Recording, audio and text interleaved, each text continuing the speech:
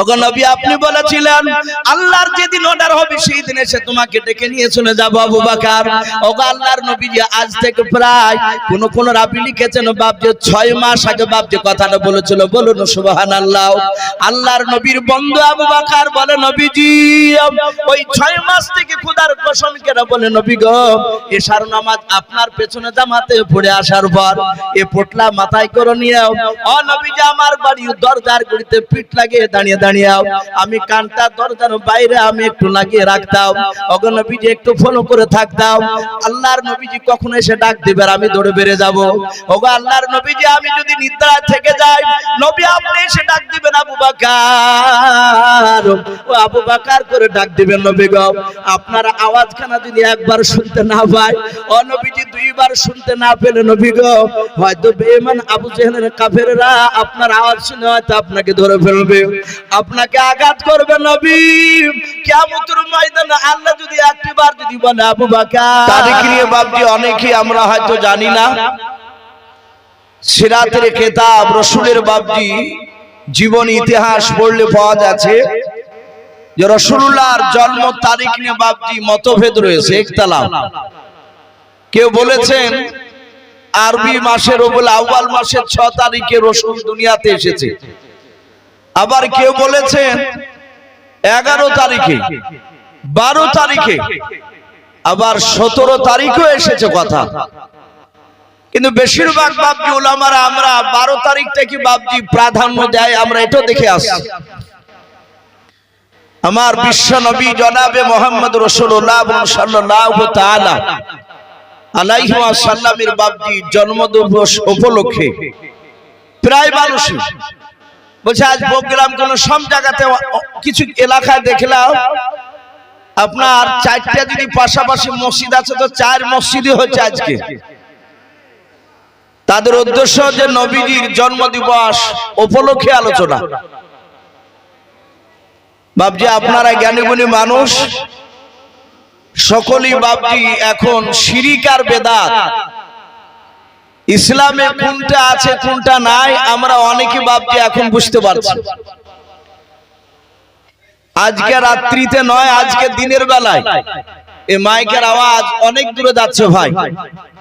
আবার দেখেন সব ইউটিউবে বাপজি শত শত মানুষ দেখবে। কথাগুলো আলোচনা করলে অনেক সময় সকালবেলায় জালসা রাত্রি করি, সকালবেলায় অনেকে ফোন করে, অনেকে ফোন করে বলে যে আপনি কথাগুলো বললেন আমাদের বিরুদ্ধে বলছেন কেন? কোরআন হাদিসে আছে কি নাই এগুলো বাপজি মানুষ জানতে চাইছে না। আমি আপনাদের এলাকার কথা বলছি না, আমার এলাকার কথা বলছি ভাই। আজকে সকালবেলায় মাইকে করে বাপজি রাসূলুল্লাহর জন্মদিবসের মিছিল বেরিয়েছিল। এগুলো বাপজি অনেকে বুদ্ধিজীবী মানুষ, নামাজ পড়ে না, অনেকে মুসলমান ঘরের ছেলে, তারা ইউটিউবে ওয়াজ শুনেছে অনেক বক্তা, তারাই সমালোচনা করছে যে সবগুলো এগুলো সব বাড়াবাড়ি করা হচ্ছে। কোরআন হাদিসে সবগুলো তো নেই, ওনাদের মুখ থেকেই শোনা যাচ্ছে। বাপজি আমার সোনা লালেরা বাস্তব কথা বলছি, ফজরের নামাজ পড়ে না, অনেক মানুষ আছে এরকম। একটা আমার প্রতিবেশী চাচা হচ্ছে সম্পর্কে, এটা গত বছরকার মিছিলের কথা বলছি, আজকের সকালকে নয়।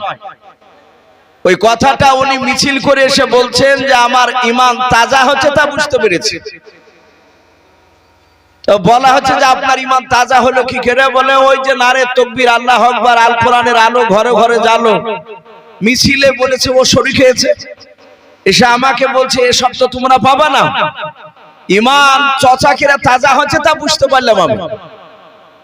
অথচ আমি তো তার পাশেরই বাড়ির লোক, ও ফজর নামাজও পড়ে না, আসর পড়ে না, জোহর পড়ে না, জুম্মার দিন কোন জুম্মায় যায়, কোন জুম্মায় যায় না। অথচ এক ওয়াক্ত নামাজ ইচ্ছাকৃত যদি ছেড়ে দিই এর যে কত খারাপ পরিণাম আমরা অনেক উলামার মুখে শুনতে পাই। এক হুকমা তাকে জাহান্নামে যেতে হবে। 2 কোটি 88 লক্ষ বছর বলে না অনেকে, এক অক্ত বাপজি শুধু ইচ্ছাকৃত ফরজ নামাজ ছেড়ে দিলেন। নামাজের গুরুত্ব নাই বাপজি, আমরা মানুষ খাওয়াতে গিয়ে বাপজি খাবার আনন্দ করতে গিয়ে ইসলামটাকে একেবারে শেষ করে দিয়েছে আমরা। ভাই আমি আপনাদের কাছে আর বেশি কথা বলবো না, এগুলো সব আশা করি আপনারা দেখতে পাচ্ছেন এলাকায় কি চলছে এটা নিয়ে। সারা পৃথিবীর শ্রেষ্ঠ নবী জনাবে মুহাম্মদ রাসূলুল্লাহ, সকলে বলুন সাল্লাল্লাহু তাআলা আলাইহি ওয়াসাল্লাম, নবী যে দুনিয়ার বুকে এসেছিলেন রবিউল আউয়াল মাসে, এটা সত্য, এটা আমরা মানি। কিন্তু নবীজির বাপ যে আপনার 12 তারিখে যে জন্ম নিয়েছিল, এটা অনেকে বলছে যে না 11 তারিখে নিয়েছেন, 6 তারিখে হয়েছে, এরকম কয়েকটা রেওয়াত এসেছে। মানুষ সকলেই বাপজি জানতো না যে সারা পৃথিবীর শ্রেষ্ঠ নবী উনি জন্ম নিয়ে নিয়ে তিনি সারা পৃথিবীর নবী, এটা মানুষ কি জানতেন? বাপ একটু কথা বলে। আমার বিশ্ব নবী জন্ম নেওয়ার পর থেকে সব মানুষে জানতো না যে ইনি সারা পৃথিবীর শ্রেষ্ঠ নবী, কিন্তু মানুষেরা বাপজি ধারণা করেছিল নবীজি বড় হওয়ার পর আস্তে আস্তে নবীজির কিছু অলৌকিক ঘটনা, কিছু দৃশ্য বাপজি দেখেছিল তারা। আপনারা সকলেই জানেন বিশ্ব নবী, দরদি নবী, রহমতের নবী যখন ছোট্টবেলায়, আমি একবারে বিশ্ব নবীর আজকে গোড়া থেকে বাপজি আলোচনা করব না, আপনারা অনেকে ইউটিউবে আমার বক্তব্য নবী জীবনী শুনেছে। রসুলের কিছু কথা মোটামুটি বাপজি আলোচনা করে আমার বক্তব্য ইতি টানবো, কারণ আমার পর আরেকজন বক্তা রয়েছে। তো নবী আস্তে আস্তে বাপজি বড় হলে, রসুলের বয়স তখন বাপজি মাত্র আপনার 4.5 বছর, কেউ বলেছেন 4 বছর বয়স। সেই সময় দরদি নবী দুদমা হালিমাতুস সাদিয়া রাদিয়াল্লাহু তাআলা আনহার বাড়িতে লালন পালন হচ্ছিল, ওখানে বড় হচ্ছিল। আপনারা জানেন রসুল জন্ম নেওয়ার পর আমিনার কাছে ছিল না, মক্কা নগরে বাপজি সেই সময় থাকার সিস্টেম ছিল না। মক্কার মেয়েরা বাচ্চা জন্ম দিত, আর সেই বাচ্চাকে লালন পালন করার জন্য বাহির থেকে দাইমারা এসে নিয়ে যেত। তা হালিমাতুস সাদিয়া নবীজিকে নিয়ে গিয়েছে। 4 বছর বয়সে বিশ্ব নবীজির বাপজি আরেকটা বাপজি নিজের দুধু ভাই ছিল, আব্দুল্লাহ নাম। কি নাম বললাম ভাই? আব্দুল্লাহ, হালিমাতুস সাদিয়ার নিজের কলিজার টুকরা ছেলে। একই সঙ্গে নবী আর ওই আব্দুল্লাহ তারা দুজনায় হালিমার দুধ পান করে বাপজি বড় হয়েছে। হযরতে হালিমাতুস সাদিয়ার সন্তান সারা দিন বাড়িতে থাকে না, একটু হাঁটাহাঁটি ছাগল চড়ানোর মতো হয়েছে সে সময় থেকে, রাত্রিবেলায় থাকে। নবীজি হালিমাতুস সাদিয়ার সন্তান আব্দুল্লাহকে বলছেন, আব্দুল্লাহ ভাই সারা দিন তোমাকে দেখতে পাই না, রাত্রিবেলায় এসে আমার গলা ধরে শুয়ে থাকো। আব্দুল্লাহ বলছেন, ভাই সারা দিন মরুভূমির ময়দানে ছাগল চড়াতে যায়, আমার আব্বা মা তো গরিব মানুষ, 6-7টা ছাগল আছে, তাকে ওই ছাগলগুলো পাড়ার ছেলেদের সাথে সাথ ধরে দেয় আমাকে মা, আমি নিয়ে যাই। সারা দিন শরীর ক্লান্ত থাকে, ভাই বিছানায় এসে তোমার শরীরে হাত ঠেকলে, গায়ে হাত দিলে আমার শরীরটা ঠান্ডা হয়ে যায়, জোরে বলুন সুবহানাল্লাহ, আমার ক্লান্তি দূর হয়ে যায়। বিশ্ব নবী বললেন, ভাই আমিও কালকে যাব, তুমি যার দুধ পান করে বড় হয়েছো তার তো দুধ পান আমিও করেছি। আব্দুল্লাহ বলছেন, পাড়ার ছেলেরা বলে যে তোর ভাই মুহাম্মদ সাল্লাল্লাহু আলাইহি ওয়াসাল্লামকে নিয়ে আসিস না কেন? তা আমি মাকে কালকে বলবো। সকালবেলায় বাপজি আব্দুল্লাহ তার পাড়ার প্রতিবেশী বন্ধুদের কাছে ছুটে গেল যে আমার ভাই যেতে চেয়েছে। পাড়ার ছেলেরা ছুটে এসে হালিমাতুস সাদিয়ার কাছে অনুমতি চাইলেন, উনি দিলেন। বিশ্ব নবীকে বললেন, যাও এদের সাথে ছাগলচের বাড়ি চলে এসে। ওরা কেউ জানে না পাড়ার ছেলেরা যে ইনি আখিরি জামানা রাসূল হবেন। তা ময়দানে নিয়ে গিয়েছে, প্রচন্ড রোদ, মরুভূমির ময়দানে সব ছেলেরা খেলা করছে। নবীকে বলছেন, তুমিও ভাই এসে খেলা করতে। বাচ্চা ছেলে রাসূল বললেন, আমি খেলা করব না, তোমরা খেলা করো, আমি দেখব। ক বছর বললাম বাপজি রাসূলের বয়সের সময়? 4 থেকে 4.5 বছরের বাচ্চা রাসূল। পাড়ার ছেলেরা বাপজি খেলাধুলা করছে, প্রচন্ড বাপজি আপনার এত রৌদ্রের তাপ, ওখানে ছায়া নেই, আকাশে মেঘের কোনো ব্যবস্থাই নাই। হঠাৎ করে দেখছে রাসূলুল্লাহর মাথার উপর একটা মেঘের টুকরা রাসূলকে ছায়া করে নিয়ে দাঁড়িয়ে আছে। বলুন আলহামদুলিল্লাহ। ওই বাচ্চা ছেলেদের মধ্যে একটা ইহুদির আলেমের বাচ্চা ছিল। কোন কোন মুফাসসিরিন কেরাম লিখেছেন ইহুদিটার নাম ছিল বাপজি বুহাইরা রহিম বলে নাম। তার একটা বাচ্চা ছিল, ওখানে ছিল, ছাগল চড়াতে গিয়েছে। সে হঠাৎ করে লক্ষ্য করে দেখেছে যে তার মাথার উপর একটা মেঘের টুকরা হঠাৎ করে আব্দুল্লাহকে ডেকে বলছেন, ওই হালিমাতু সাদিয়ার ছেলে রাসূলের দুধু ভাই, বলে এই আব্দুল্লাহ, এই দেখ তো, ওই দেখ তোদের মোহাম্মদ বাড়ির ছেলে, এর আগে তো সব মেঘের টুকরা দেখতে পাওয়া যায়নি, হঠাৎ করে দেখ তার মাথার উপরে মেঘের টুকরা আছে। এই আব্দুল্লাহ, আমি আব্বার মুখে শুনেছি আখিরি জামানার একজন নবী হবে, তিনার নাম হবে মুহাম্মদুর রাসূলুল্লাহ সাল্লাল্লাহু আলাইহি ওয়াসাল্লাম। ওই নবী রাস্তা দিয়ে যখন হাঁটবে, রৌদ্র যদি আকাশে সূর্যের তাপ থাকে, সে নবীকে ছায়া করতে করতে নিয়ে যাবে। বলুন আলহামদুলিল্লাহ। এটা আমি আব্বার মুখে শুনেছি। একটু চল দিনই তাকে একটু পরীক্ষা করে দেখি।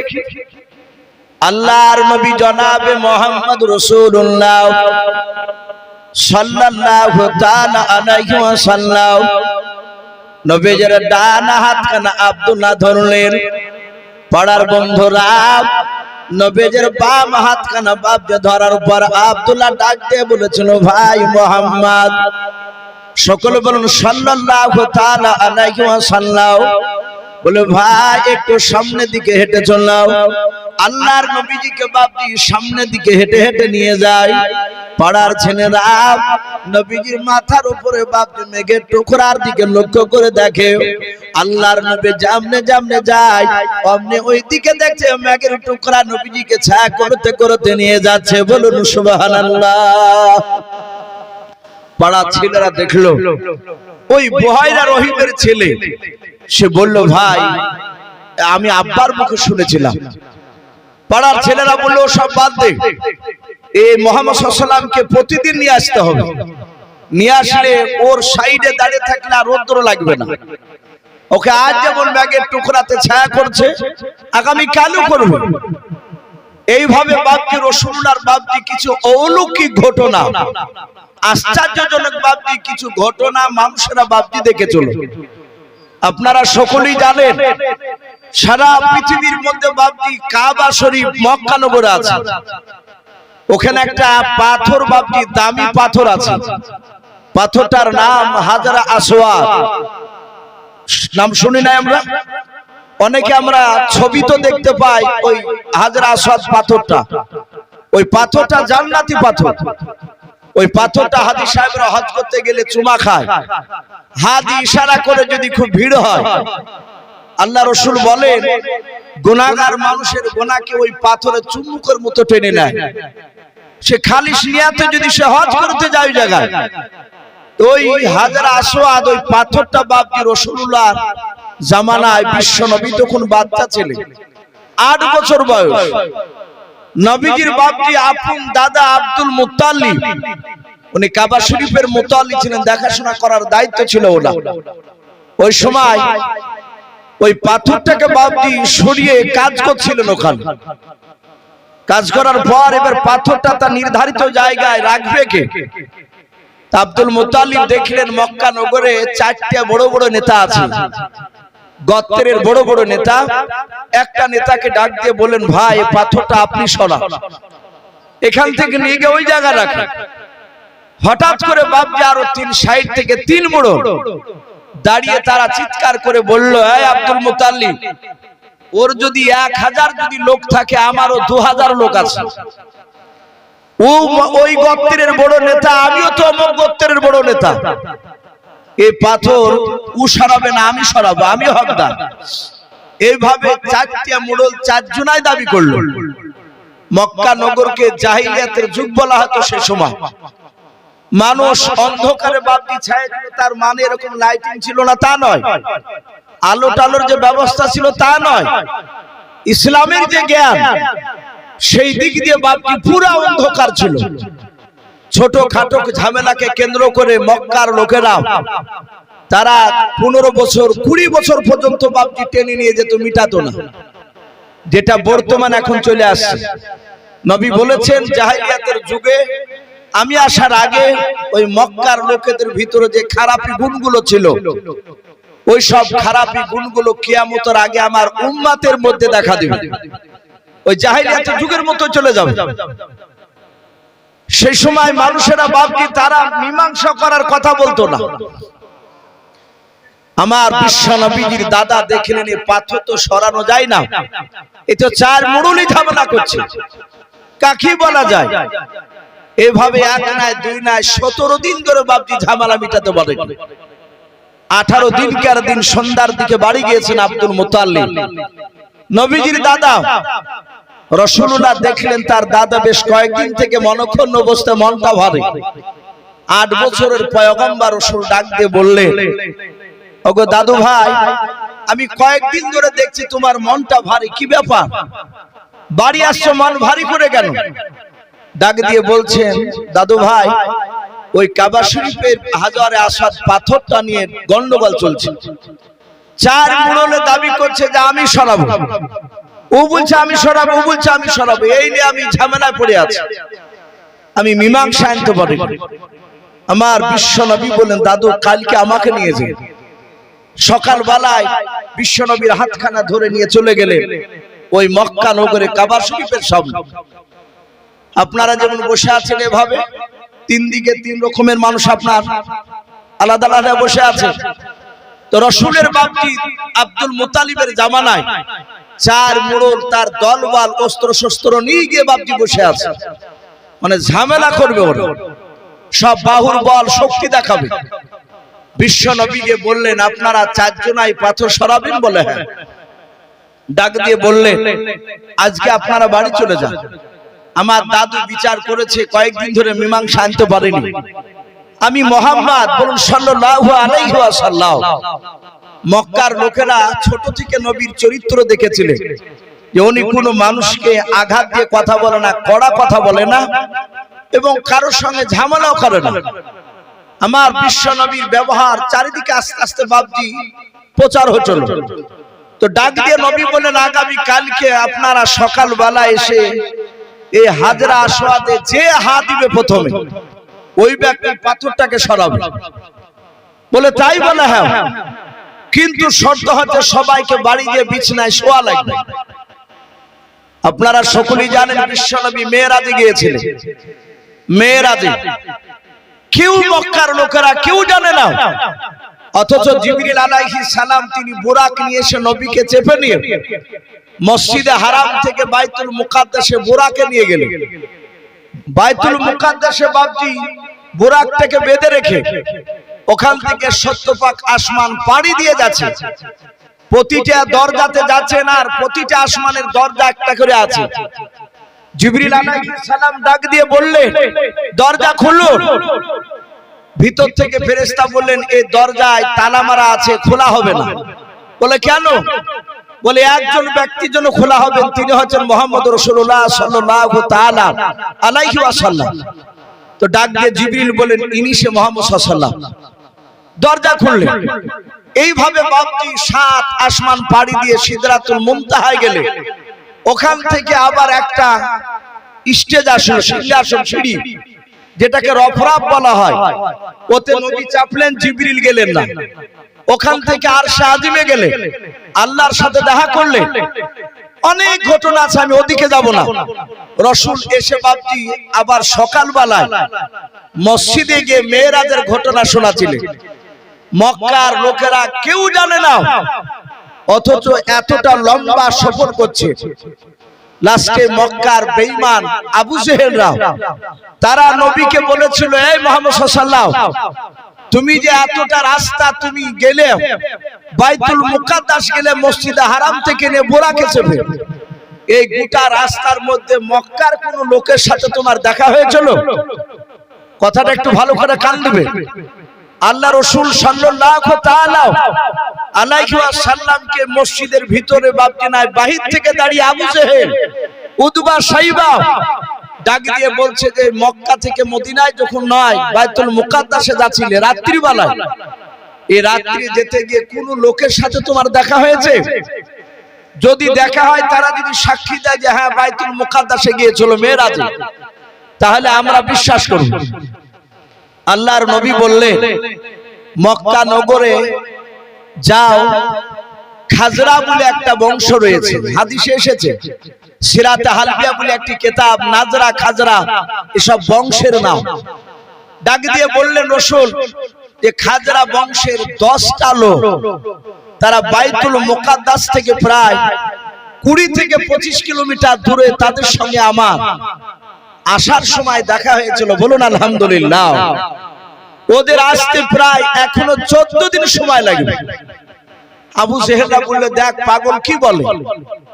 খাজরা বংশের লোকের কাছে খোঁজ নিল যে তোমাদের এই ওই বংশ থেকে কি 10টা লোক গিয়েছে বাইতুল মুকাদ্দাসে?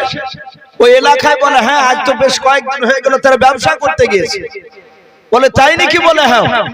আল্লাহর নবী জনাবে মুহাম্মদ রাসূলুল্লাহ সাল্লাল্লাহু তাআলা আলাইহি ওয়াসাল্লাম তার কথাগুলো বাপজি শোনানো হলো। ওরা 14 দিন পর বাড়ি ফিরল। রাসূলের ব্যাপারে আবু জেহেল জিজ্ঞাসা করলো যে 14 দিন আগে তোমাদের সাথে কি বাইতুল মুকাদ্দাসের আশপাশে এই মুহাম্মদ সাল্লাল্লাহু আলাইহি ওয়াসাল্লামের সাথে রাত্রিবেলা দেখা হয়েছিল? তারা বলল, মুহাম্মদ সাল্লাল্লাহু আলাইহি ওয়াসাল্লামের সঙ্গে দেখা হয়েছিল। শুধু তা নয়, তারা আমার সঙ্গে কথা বলেছে। জোরে বলুন আলহামদুলিল্লাহ। অথচ এত প্রমাণ পরও কাফের আবু জেহেল, উতবা, সাইবারা তারা মানেনি। এখন এই যে নবী এতটা দীর্ঘ রাস্তা গেলে, আল্লাহই ভালো জানেন বাপজি, তাদের যে যেখানে ছিল তাকে সেই অবস্থাতে রেখে দিয়েছেন। আমার বিশ্ব নবী, রহমতের নবী, ওই মক্কা নগরে কাবা শরীফের সামনে দাঁড়িয়ে বললে, তোমরা আজকে রাত্রিবেলা গিয়ে বাড়িতে গিয়ে শোবা, সকালবেলা যে সে কাবা শরীফে হাজরা আসওয়াদে হাত দিবে, সেই ব্যক্তি পাথরখানা সরাবে। 4 মুরল বলল, খুব ভালো কথা। এরা সবাই চলে গিয়েছে, বিছানায় শুয়েছে। আল্লাহ তাদের প্রতিটা মানুষের চোখে ঘুম দিয়ে দিয়েছে। সারা পৃথিবীর নেতা জনাব মুহাম্মদ রাসূলুল্লাহ সাল্লাল্লাহু তাআলা আলাইহি ওয়াসাল্লাম, এই দরদি নবী আমার রাত্রিবেলায় ওনার দাদা আব্দুল মুত্তালিবের গলা ধরে বাপজি শুয়েছিলেন। ভোরবেলায় বিশ্ব নবীজি কখন বিছানা থেকে উঠে গিয়েছেন আব্দুল মুত্তালিব তিনি জানেন না। ঘুম থেকে জাগার পর রাসূলকে বাপজি বিছানায় খুঁজে দেখেন রাসূলুল্লাহ বিছানায় শুয়ে নাই। বাড়ির চারিদিকে লক্ষ্য করে দেখলেন কেউ নবীজিকে দেখতে পায় নাই।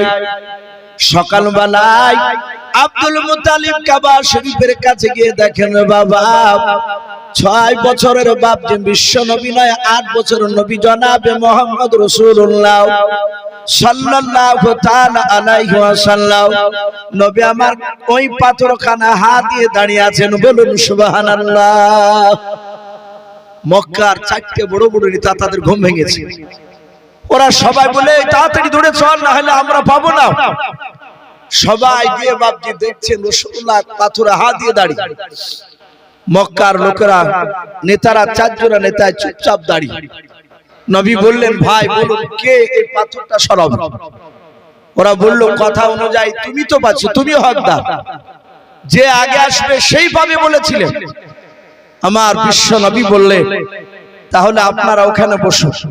4 জনা বসে পড়লে। নবীজির দাদা আব্দুল মুত্তালিব তিনি আশ্চর্য হয়ে গেলেন যে 8 বছরের ছেলে নাতি আমার, আমিও জানতে পারি না কখন উঠে এসেছে এখানে। আমার রাসূলুল্লাহ বললেন, দাদা ওই চাদরটা নিয়ে এসে। চাদর একটা নিয়ে এসে চাদর উপরে তারা বিশ্ব নবী আর বিশ্ব নবীর দাদা দুজনাই পাথরটাকে তুলে নিয়ে গিয়ে ওখানে বসালেন চাদরের উপরে। বসানোর পরে রহমতের নবী 4 নেতাকে ডেকে বললেন, চাচা এবার আপনারা আসুন। আপনারা এসে 4 জনায় 4 দিকে আর চাদর ধরে 4 দিকের চাদরের কোনা ধরে আপনারা ওই জায়গায় যেখানে ছিল সেখানে রাখেন। এরা 4 জনায় বাপজি নিয়ে এসে বাপজি রেখে দেওয়ার পরে রাসূলুল্লাহকে কাঁধে তুলে নিলেন।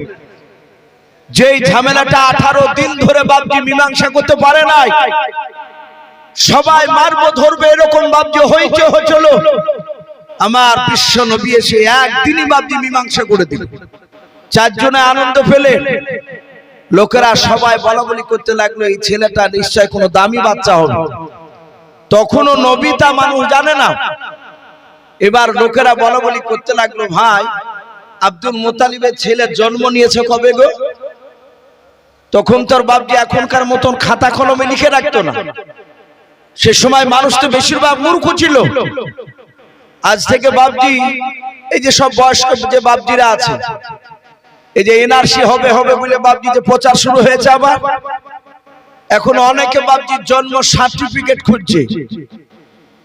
কেউ বলছে যে তার মাকে, যে মা আমার জন্ম হয়েছে কবে তুমি বলতে পারবা? বলে না বাবা আমার সব মনে নেই। 100টা লোকের মধ্যে 95 জনাই বলছে জানিনি। তার জন্মদাতা বাপ জন্ম দুঃখিনী মা বলতে পারছে না, আমার মা তাও বলতে পারছে না।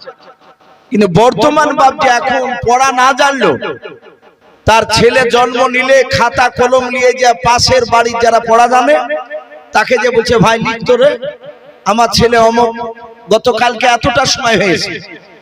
এমনকি ছেলে হাঁটতে শিখলো বাপজি সেটাও লিখে রাখছে। কিন্তু সেই সময় তো বাপজার লেখালেখির ব্যাপারটা ছিল না। বেশিরভাগ লোক বাপজি অশিক্ষিত ছিল। তাই রাসূলুল্লাহর বাপজির জন্মের ব্যাপারে জিজ্ঞাসা হলো যে কবে জন্ম নিয়েছে? তখন কেউ বলছে 6 তারিখে রবিউল আউয়াল মাসে, কেউ বলেছেন 11 তারিখ, কেউ বলেছেন 12 তারিখ, কেউ বলেছেন 17 তারিখ। এই চারটি বাপজি রেওয়াত এসেছে একতলা। কেউ যদি বলে যে 6 তারিখে জন্ম নিয়েছে, আপনি তার সাথে ঝামেলা করতে পারবেন না। কেউ যদি বলে 12 তারিখে, আপনি এটাও ঝামেলা করতে পারবেন না। বাপজি আমার সোনা লালেরা, তা আমরা এই রাসূলের জন্মদিন, যে রাসূলকে আমরা পেয়েছি, আমাদের জন্মদিনটা উপলক্ষ করছি, এটা বড় কথা নয়। আমাদের কথা যে রাসূলুল্লাহ আসার পরে আমরা দামি উম্মত হতে পেরেছি, বলুন আলহামদুলিল্লাহ। নবীর উম্মত যদি বাপজি আমরা রাসূলকে যদি না পেতাম, সব নবীর উম্মতের চেয়ে আমরা দামি হতে পারতাম বাপজি? একটু কথা বলুন।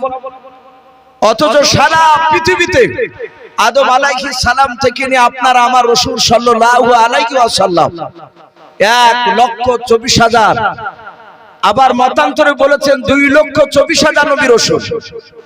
সবাই বাপজি কিয়ামতের ময়দানে প্রতিটা নবী রাসূল, সব নবী রাসূলরা জান্নাতি না জাহান্নামী? একটু কথা বলে। সবাই জান্নাতি, কোন নবী রাসূলের গুনাহ নাই, তারা বেগুনাহ, তারা নিষ্পাপ। তো প্রতিটা নবীর উম্মত সবাই জান্নাতি হবে না বাপ।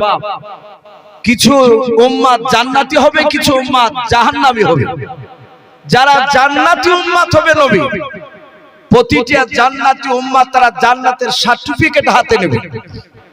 আদম আলাইহিস সালামের কিছু উম্মত জান্নাতি হবে, কিছু জাহান্নামী হবে। জান্নাতীরা তারা আদম নবীর পেছনে তারা সার্টিফিকেট নিয়ে দাঁড়িয়ে থাকবে জান্নাতে। ওইভাবে নূহ নবী, মুসা নবী, ঈসা রূহুল্লাহ আলাইহিস সালাম, প্রতিটা নবী বাপজি তার উম্মতরা কিছু যারা জান্নাতি হবে তারা সার্টিফিকেট নিয়ে পেছনে আপন আপন নবীর পেছনে তারা দাঁড়িয়ে থাকবে। ইজতেমা হয়, কিছু কয়েক বছর আগে ডোমকুলে ইজতেমা হলো।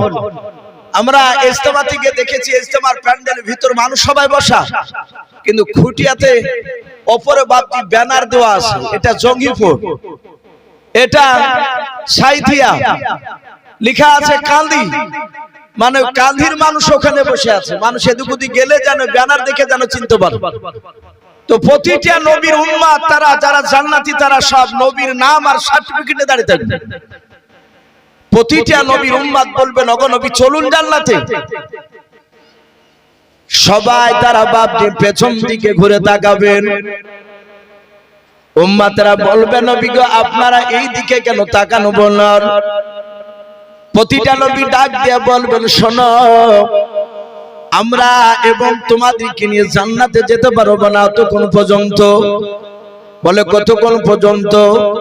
বলে ওই দেখো আখিরি জামানার পয়গম্বর জনাবে মুহাম্মদ রাসূলুল্লাহ সাল্লাল্লাহু তাআলা আলাইহি ওয়াসাল্লাম তার উম্মতদেরকে যতক্ষণ পর্যন্ত জান্নাতে না নিয়ে যাবে, তার আগে কোন নবীর উম্মত তারা জান্নাত যেতে পারবে না। বলুন সুবহানাল্লাহ। শুধু আপনার আমার নবীকে পাওয়ার কারণে এই রাসূল বাপজি অত্যন্ত দামি। এই দামি এমনি হয় নাই, রাসূলের বাপজি চরিত্র এই যে আজকে আলোচনা নবীজির বাপজি চরিত্র নিয়ে আলোচনা, এটা হচ্ছে মেন কথা। রাসূল কিভাবে চলেছে, নবী কি শিক্ষা দিয়েছেন উম্মতিদেরকে। আমার বিশ্ব রাসূল বাপজি এমনি এমনি দাবি হয় নাই। প্রতিটা নবী বেশিরভাগ তার কওমের উপর রাগ করে থাকতে না পেরে অনেক নবী রাসূল তার কওমের জন্য বদদোয়া করেছে। তাদের অত্যাচার সহ্য না করতে পেরে বলেছেন আল্লাহ তুমি ধ্বংস করে দাও। কিন্তু আপনার আমার নবী রহমতের নবী সাল্লাল্লাহু আলাইহি ওয়াসাল্লাম তিনি বদদোয়া করেন না। আমার রাসূলকে মেরেছে কাফেরেরা। আমার বিশ্ব নবী হাতখানা ধরে বলছেন চাচা আপনার হাতে মনে হয় ব্যথা হয়েছে। ইহুদি অবাক যে আমি ওকে মারলাম, ও আমাকে গালিগালাজ কিছু না দিয়ে রাসূলের চোখ দিয়ে পানি ঝরছে, হাতখানা ধরে ইহুদির হাতে চুমা দিয়ে বলছে চাচা বুঝি আপনার হাতে ব্যথা হলো আমাকে মারতে গিয়ে। ইহুদি সাদা হাতে রাসূলের পা ধরে ক্ষমা চেয়ে কলমা পড়েছেন। বলুন আলহামদুলিল্লাহ। রাসূলের এত সুন্দর ব্যবহার, নবী শুধু মুখে বলেছে তা নয়, নবী যেটা বাপজি করেছেন সেটাই বলেছেন, সেটা বাস্তবে পরিণত করে দেখে দিয়েছে। আপনারা সকলেই জানেন রহমতের নবীর চরিত্রের ব্যাপারে আল্লাহ কোরআনে বলেছেন ইন্নাকা লা আলা খুলুকিন আযীম। আল্লাহ রাসূলের চরিত্র আল্লাহ নিজে বলছেন আমি অতি উত্তম করে চরিত্র অধিক করে আমার রাসূলকে আমি দুনিয়াতে পাঠিয়েছি। নবীর উপর দিয়ে মহান চরিত্র মানুষ আর দ্বিতীয় কেউ নেই। এই আমার রহমতের রাসূল সাল্লাল্লাহু তাআলা আলাইহি ওয়াসাল্লাম তিনার এত সুন্দর ব্যবহার ছিল।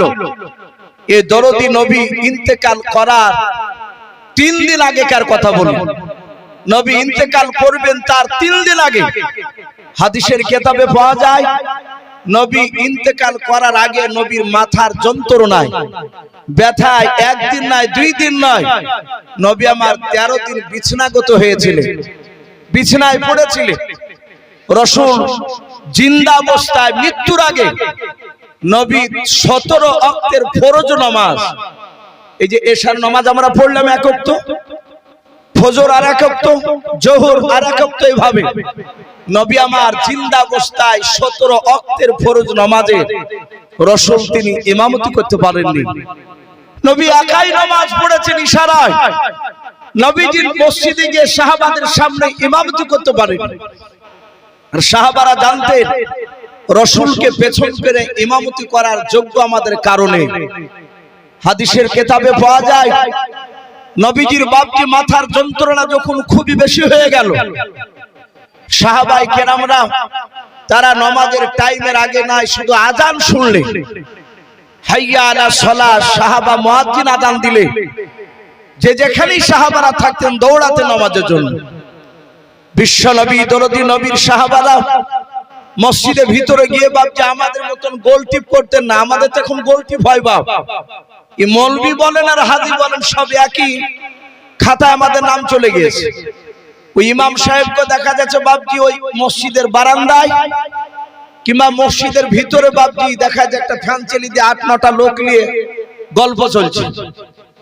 যদি আবার বলা হয়েছে যে ভাই গল্প করছেন, বলে গল্প করছি না তো, এমনি কথা গাছ। একটা মানুষ 10 জনায় এক জায়গায় বসলে 5টা কথা ভালো বলতে গিয়ে আরেকটা কথা বাড়তি ফজল চলে আসে। সাহাবারা গল্প করতেন না, নামাজের টাইমের আযান শুনি তারা গিয়ে প্রথম কাতার ভর্তি করতেন। বলুন আলহামদুলিল্লাহ। তারা রাসূলের সুন্নাতকে মানতেন। সামি'না ওয়া আতা'না, সাহাবারা রাসূলের কথা কান দিয়ে শুনতেন আর সেটাই সাথে সাথে আমলে পরিণত করতেন। বলুন আলহামদুলিল্লাহ। ওরা সামনে কাতার দ্বিতীয় কাতার এইভাবে বাপজি পূরণ করে বসতো। রাসূলের মসজিদে নববী আর নবীজির ঘর পাশাপাশি, একটা দেওয়ালে দরজার এদিকে রাসূলের ঘর আর ওইদিকে দরজা খুলে চলে গেলে বাপজি মসজিদে নববী। আমার বিশ্ব নবী রহমতের নবী সাহাবায়ে কেরামরা জামাতে দাঁড়াতেন আর রাসূলের টাইম হলে ঠিক দরজা খুলে নামাজ পড়তে চলে যেতেন হুজরাখানা থেকে। সাহাবায়ে কেরাম সকলেই বসা, আসরের নামাজের সময় টাইম পার হতে চলেছে, একটা টাইম ছিল যে টাইমে নামাজ পড়বে, তার টাইম বেশ পার হতে চলল, নবী কেন আসে না? সব সাহাবারা নবীজির দরজার কাছে গিয়ে সালাম দিলেন, আসসালামু আলাইকা ইয়া রাসূলুল্লাহ।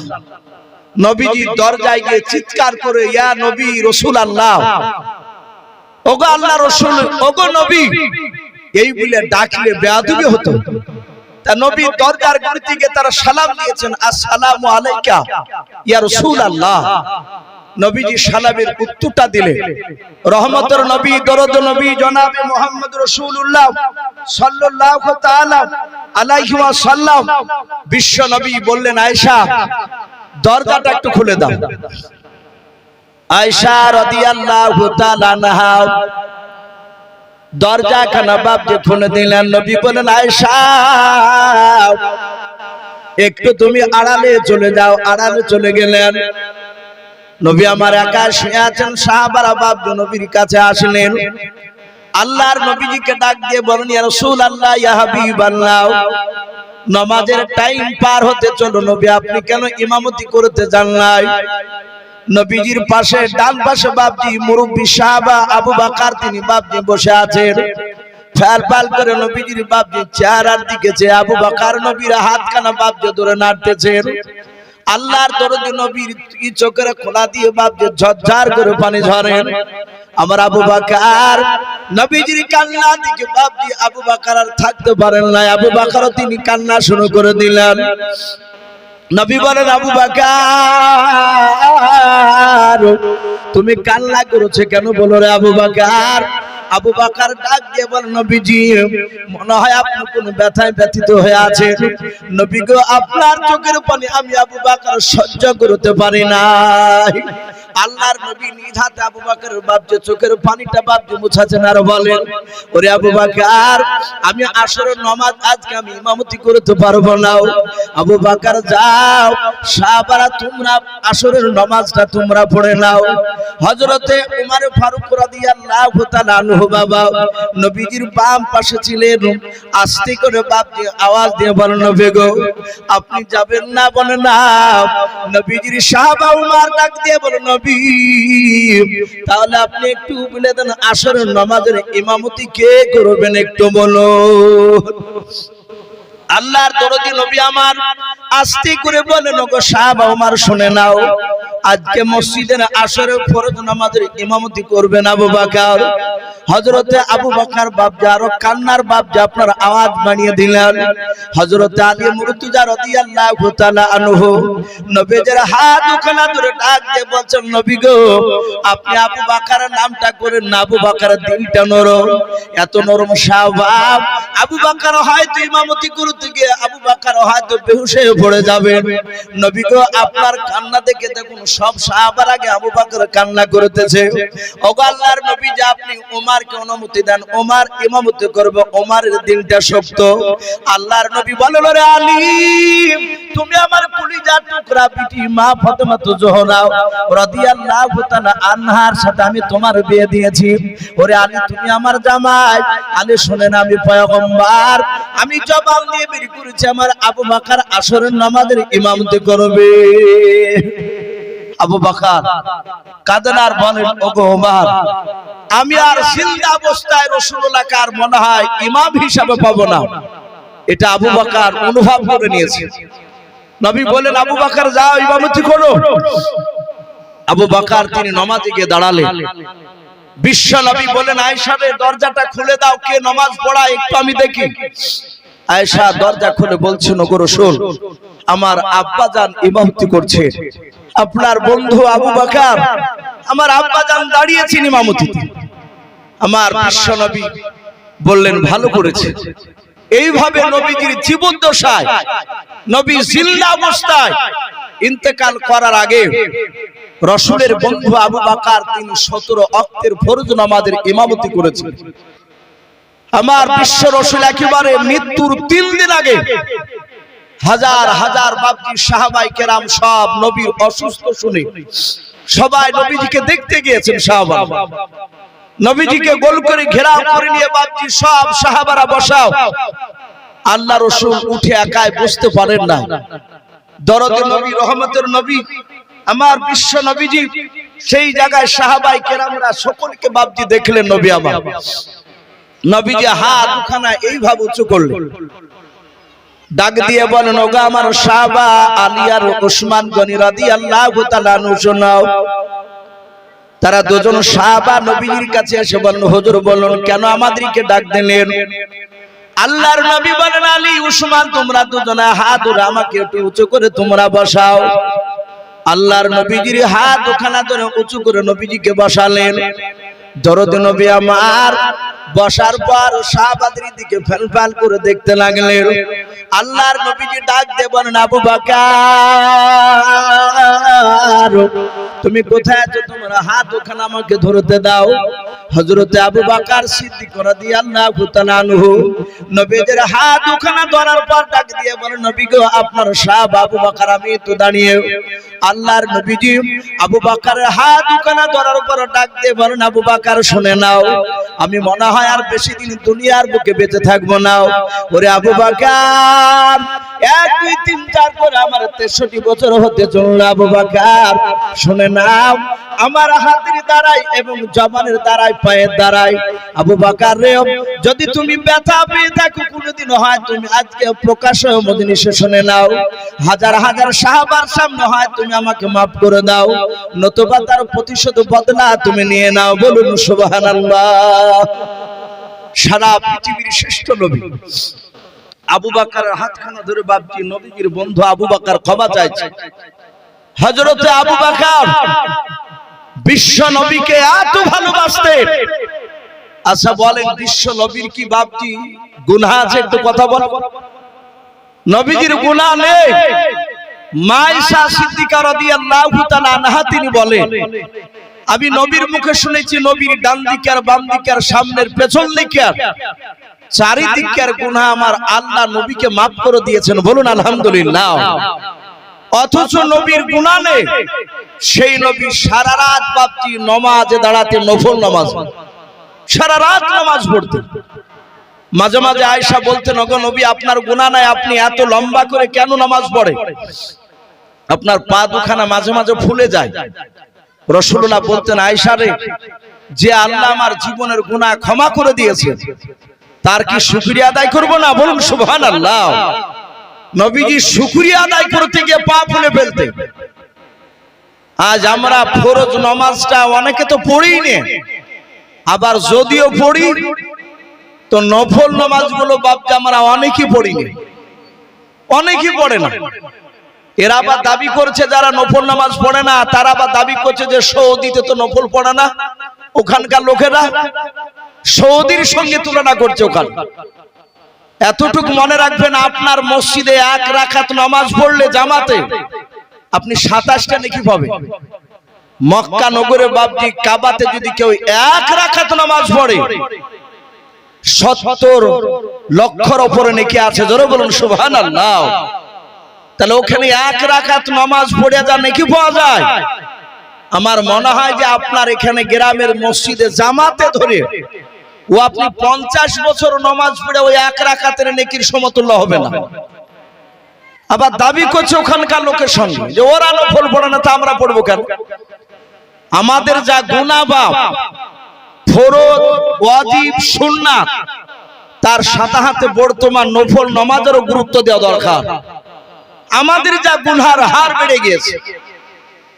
আমার বিশ্ব নবী দরদি নবীর বন্ধু আবু বকর তিনি অবাক হয়ে গেলেন, নবী যে মাফ চাইছেন আবু বকরের কাছে।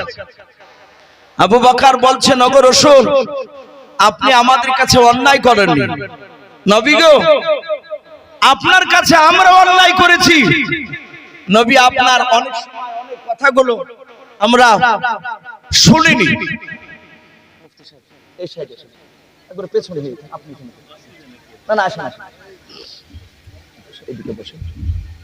বিশ্ব নবী জনাবে মুহাম্মদ রাসূলুল্লাহ সাল্লাল্লাহু তাআলা আলাইহি ওয়াসাল্লাম বিশ্ব নবী বলেন, আবু বকর তুমি যদি দুঃখ করো না, তুমি কিছু মনে করো না, আমি রাসূল পয়গম্বর, আমার আল্লাহ জিবরিলের মারফত আমাকে জানিয়ে দিয়েছে দুনিয়ার কোন মানুষ যদি তার কোন মানুষকে আঘাত দেয়, এক বান্দা আর এক বান্দাকে যদি আঘাত দেয়, আমার আল্লাহ রাব্বুল আলামিন বলেছে দুনিয়ার বুক থেকে কোনো মানুষের কাছ থেকে ক্ষমা যতক্ষণ পর্যন্ত না নেচে আসবো ওই মানুষের কাছে যাকে আঘাত দিয়েছে, আমার আল্লাহ তাকে মাফ করবে না।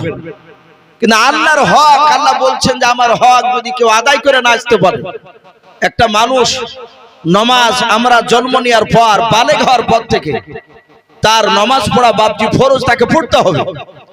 কিন্তু সেই লোকটা তার নামাজ হক, আল্লাহর কাছে তাকে নামাজ পড়তে হবে, এটা আল্লাহর বান্দার উপর হক রয়েছে। কিন্তু তবু আল্লাহ বলেন কোন বেনামাজি মানুষ সে জীবনে নামাজ পড়ে না, আমি আল্লাহ আমার হক সে আদায় করে না আসলে আমি আল্লাহ ইচ্ছা করলে তাকে মাফ করে দিতে পারি। বলুন আলহামদুলিল্লাহ। আচ্ছা, আল্লাহ যদি কোনো বেনামাজিকে মাফ করে দেয়, আমাদের কিছু করার আছে ভাই? একটু বলে। গোটা কিয়ামতবাসী আল্লাহর বিরুদ্ধে স্লোগান দিয়ে কোনো লাভ নেই।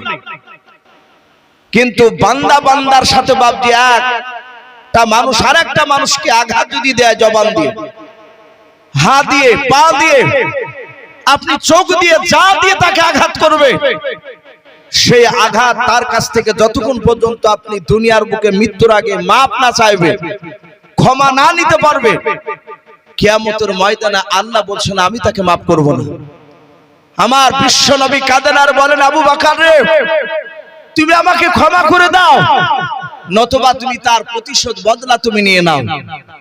আবু বকর বিশ্ব নবীর হাত দুখানা ধরে বলছেন, হুজুর আপনি আমার কাছে অন্যায় করেননি, আমি আপনার কাছে অন্যায় করেছি। আমার বিশ্ব নবী আবু বকরকে বাপজি ছেড়ে দিলেন। ছেড়ে দেওয়ার পরে আমার বিশ্ব নবী বলেন, আবু বকর তুমি বসো। পাশে ছিলেন ওমর। আমার বিশ্ব নবী বলেন, ওমর, ওমর তোমার হাত দুখানা আমাকে ধরতে দাও। ওমর ইবনুল খাত্তাব রাদিয়াল্লাহু তাআলা আনহু বাবা নবীজির হাত দুখানা ধরে বলেন, ইয়া রাসূলুল্লাহ, আমি আপনার সাহাবা ওমর।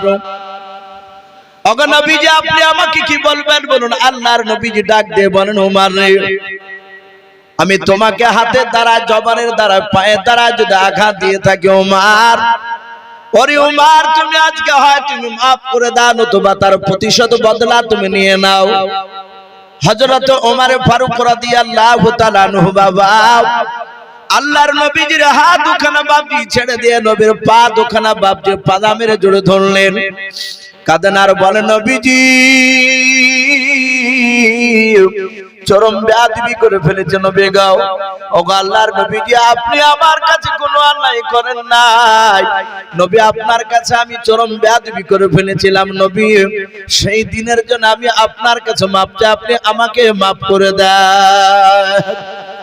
হযরত উরাইকা রাদিয়াল্লাহু তাআলা আনহু বলে একজন সাহাবা পাশেই দাঁড়িয়ে ছিলেন, উনিও কাঁদছেন। ওমরকে ডাক দিয়ে বলছেন, ওমর তুমি নবীকে এমন কি আঘাতজনক কথা বলেছিলে, এমন কি বেয়াদবি করেছিলে নবীর কাছে? হাদিসের কিতাবে পাওয়া যায় আমার বিশ্ব নবীর সামনে ওমর বসে থাকতে, আরো সাহাবারা বসে থাকতে। আমার রাসূল বলেন, আমি অনেক দিন লক্ষ্য করে দেখলাম ওমর রাসূলের চেহারার দিকে এমন ভাবে তাকাতে, যতক্ষণ নবীর সামনে থাকতেন উনি, ততক্ষণ দ্বিতীয় অন্যদিকে বাপজি ওমর নজর ফিরাতেন না। একই ভাবে নবীর চেহারার দিকে চেয়ে থাকতেন, আর দুই চোখের কোনা দিয়ে ওমরের ঝরঝর করে পানি ঝরত।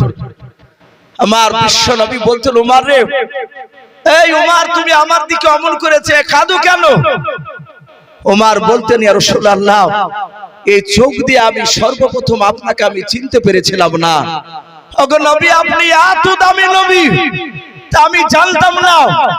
আপনার উপর ঈমান আনার পর আমি জানতে পেরেছি আপনি কত বড়, আপনি পাওয়ারফুল নবী, কত বড় দামি নবী। তাই নবী আপনাকে দেখে আমি অন্যদিকে নজর আমি ফেরাতে পারি না।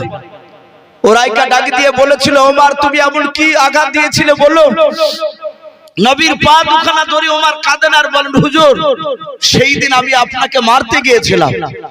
সকলেই বাপজি আপনারা শুনেছেন, আমার বিশ্ব নবীজির বাপজি সেই সময় যখন কোরআন নাজিল হয়েছিল, নবী নবুয়তের দায়িত্ব নিয়ে যখন কলমার দাওয়াত দিছিলেন, ওই সময় বেঈমানেরা আবু জেহেল, উতবা, সাইবা, এই কাফিররাও মক্কার সেই সময় তারা বড় বড় টাকা পয়সাওয়ালা মানুষ, তারা শক্তিশালী মানুষ, তাদেরকে মুরুল বলা হতো। তারা রাসূলের কোরআনের কথা তারা দেখেছে যে মুহাম্মদ সাল্লাল্লাহু আলাইহি ওয়াসাল্লামের কথা যারাই শুনে তারাই নবীওয়ালা হয়ে যায়, বলুন আলহামদুলিল্লাহ। তখন তারা বলতো লা তাসমাউ লিহাযাল কুরআন, তোমরা খবরদার কোরআনের কথা মুহাম্মদ সাল্লাল্লাহু আলাইহি ওয়াসাল্লামের বাণী আর মুখ দিয়ে যে কোরআনটা বের হয় আল্লাহর উপর থেকে যে নাজিল হয় আল্লাহর কাছ থেকে, কোরআনের কথা তার কাছ থেকে শোনো না। কাফেররা শুধু শুনতো না তো বটেই, আবু জেহেলরা বলতো যে কানে তুলি দিয়ে ঘুরবা, ওরা দুই কানে তুলে লাগিয়ে দিয়ে ঘুরতো, জানো মুহাম্মদ সাল্লাল্লাহু আলাইহি ওয়াসাল্লামের কথা এই মানুষের কানে যেন না পৌঁছায়। এখনো বাপজি এক শ্রেণীর মানুষেরা আছে, তাবলিগ জামাত দেখলে দেওবন্দি বাপজি উলামায়ে দেওবন্দে যে জাল টুপি মুফতি সাহেবরা মাথা দিয়েছে, আমাদের এই রুমাল, এগুলো দেখলে কিছু মানুষের বাপজি গায়ে জ্বালা শুরু হয়ে যায়। অনেক জায়গাতে বাপজি মসজিদে তাবলিগ জামাত ঢুকতে দেয় না, আছে কি নাই কথা বল। ওরা বলে যে খ্রিস্টানের এরা দালাল, তাবলিগ জামাত এদেরকে বলে খ্রিস্টানের দালাল, এরা বাহির থেকে টাকা পায়। বাপজি আমার সোনা লালেরা, ওরা জানে যে তাবলিগ জামাত মসজিদে ঢুকতে দিলে ওরা, আমাদের দলের লোক যদি তাবলিগের কাছে বসে তাহলে আমরা যে ভন্ডা মুখে রেখাছি এগুলো জানতে পেরে যাবে। বাকিবিল্লাহ মেদিনীপুরের একজন আলেম রয়েছেন, বাকিবিল্লাহ দামাত বারাকাতুহুম আলিয়া, মুফতি সাহেবরা ভালো চিনে, উনি আমার উস্তাদ। সুরুলিয়া মাদ্রাসা সেই সময় তিনি পড়াতেন, ওনার কাছে সারা আকাইদ পড়েছে। উনি এই আখিরিগঞ্জ এলাকায় একটা জালসায় গিয়েছিলেন, ওনাকে প্রশ্ন করেছে, হুজুর তাবলিগ লোকেরা তারা তো টাকা পায় খ্রিস্টানে, তাই তারা বাড়িতে বউ ছেলে ছেড়ে তারা মাসের মাস বছর পর্যন্ত তাবলিগ করে বেড়ায়। উনি কাগজটা পড়ে নিয়ে এভাবে বললেন, আপনারা বলুন সবচেয়ে কার সন্তান বেটা ছেলে বেশি আছে এখানে, হাত তুলে। অনেক লোক বাপজি তারা হাত তুলে বলল আমার 8 ছেলে, কে বলছে 6টা ছেলে। তো বলে আচ্ছা আপনার যদি 6টা ছেলে হয় সবাই কি চাকরি করে, বলে না। বলে আপনার মন চাই না যে আপনার ছেলেরা চাকরি করুক, বলে হ্যাঁ করুক। চাকরি মানে যে টাকা মাসিক পাবে, তার বর্ষা হলে মাপ নাই, তাই তো এই জন্য চাকরি গুরুত্বটা বেশি, ওর মার মহিম নাই। তো বলে আপনার মন চাই না, বলে হ্যাঁ। বলে চাকরি নিতে গেলে একটা ডিগ্রি লাগে, কমসে কম না হলো ছোটখাটো চাকরি না হলে মাধ্যমিক লাগবে পাস। তা আপনার ছেলে কি সবাই মাধ্যমিক, বলে না। বলে কে পাট ধয়, কে রাজমিস্ত্রি, কে হয়তো 4 পড়েছে, কেউ পড়েনি। তাহলে শোনেন, তাবলিগে পাঠিয়ে দেন আপনার ছেলেকে, যদি 10,000 করে যদি খ্রিস্টানে যদি বেতন দেয় তাহলে আপনার 6 ছেলে যদি যায় 6 10 60,000 পাবে। আর এমন তো ভারী কাজ না, এই মসজিদ থেকে ওই মসজিদে, ওই মসজিদ থেকে ওই মসজিদে, একটা থালা, একটা গিলাস, 2.5 কেজি চাল, আর একটা বালিশ আর একটা ক্যাথা, খুব জোর ওজন হলে নাই 10 কেজি হবে টোটাল মিলিয়ে। তাহলে 10 কেজি বহালে তো অসুবিধা নাই। তাহলে আপনার 10টা ছেলেকে আপনি পাঠিয়ে দেন, এই 6টা ছেলেকে। যদি তারা তাবলিগ ঘুরিয়ে এসে যদি তারা বলে যে হ্যাঁ টাকা পাওয়া যায়, বাকিবিল্লাহ সাহেব বললেন যে সেই সময় আপনি এসে যা বলবেন আমি তাই মেনে নেব। ওখানকার একটা মাস্টার মশাই তিনি চলে গিয়েছিলেন জামাতে, গিয়ে 10 দিনকার ছুটি নিয়ে গিয়ে বাপজি এক চিল্লা মারিয়ে আসছে, এসে বলছেন যারা প্রচার করে যে খ্রিস্টানে টাকা পায় এরা সব বদমাইশ মিথ্যাবাদী, এরা টাকা পায় না, নিজের টাকা খরচ করে যায়। এতে যদি কেউ মসজিদে যদি কেউ খেতে দেয় তাই খায়। ওখানে বাপজি অনেক তাবলিগওয়ালা হয়েছে, এটা রাসূলের জামানায় ছিল। আবু জেহেলরা বেঈমানেরা বলতো যে নবীর কাছে যেও না, নবীর কথা শুনো না।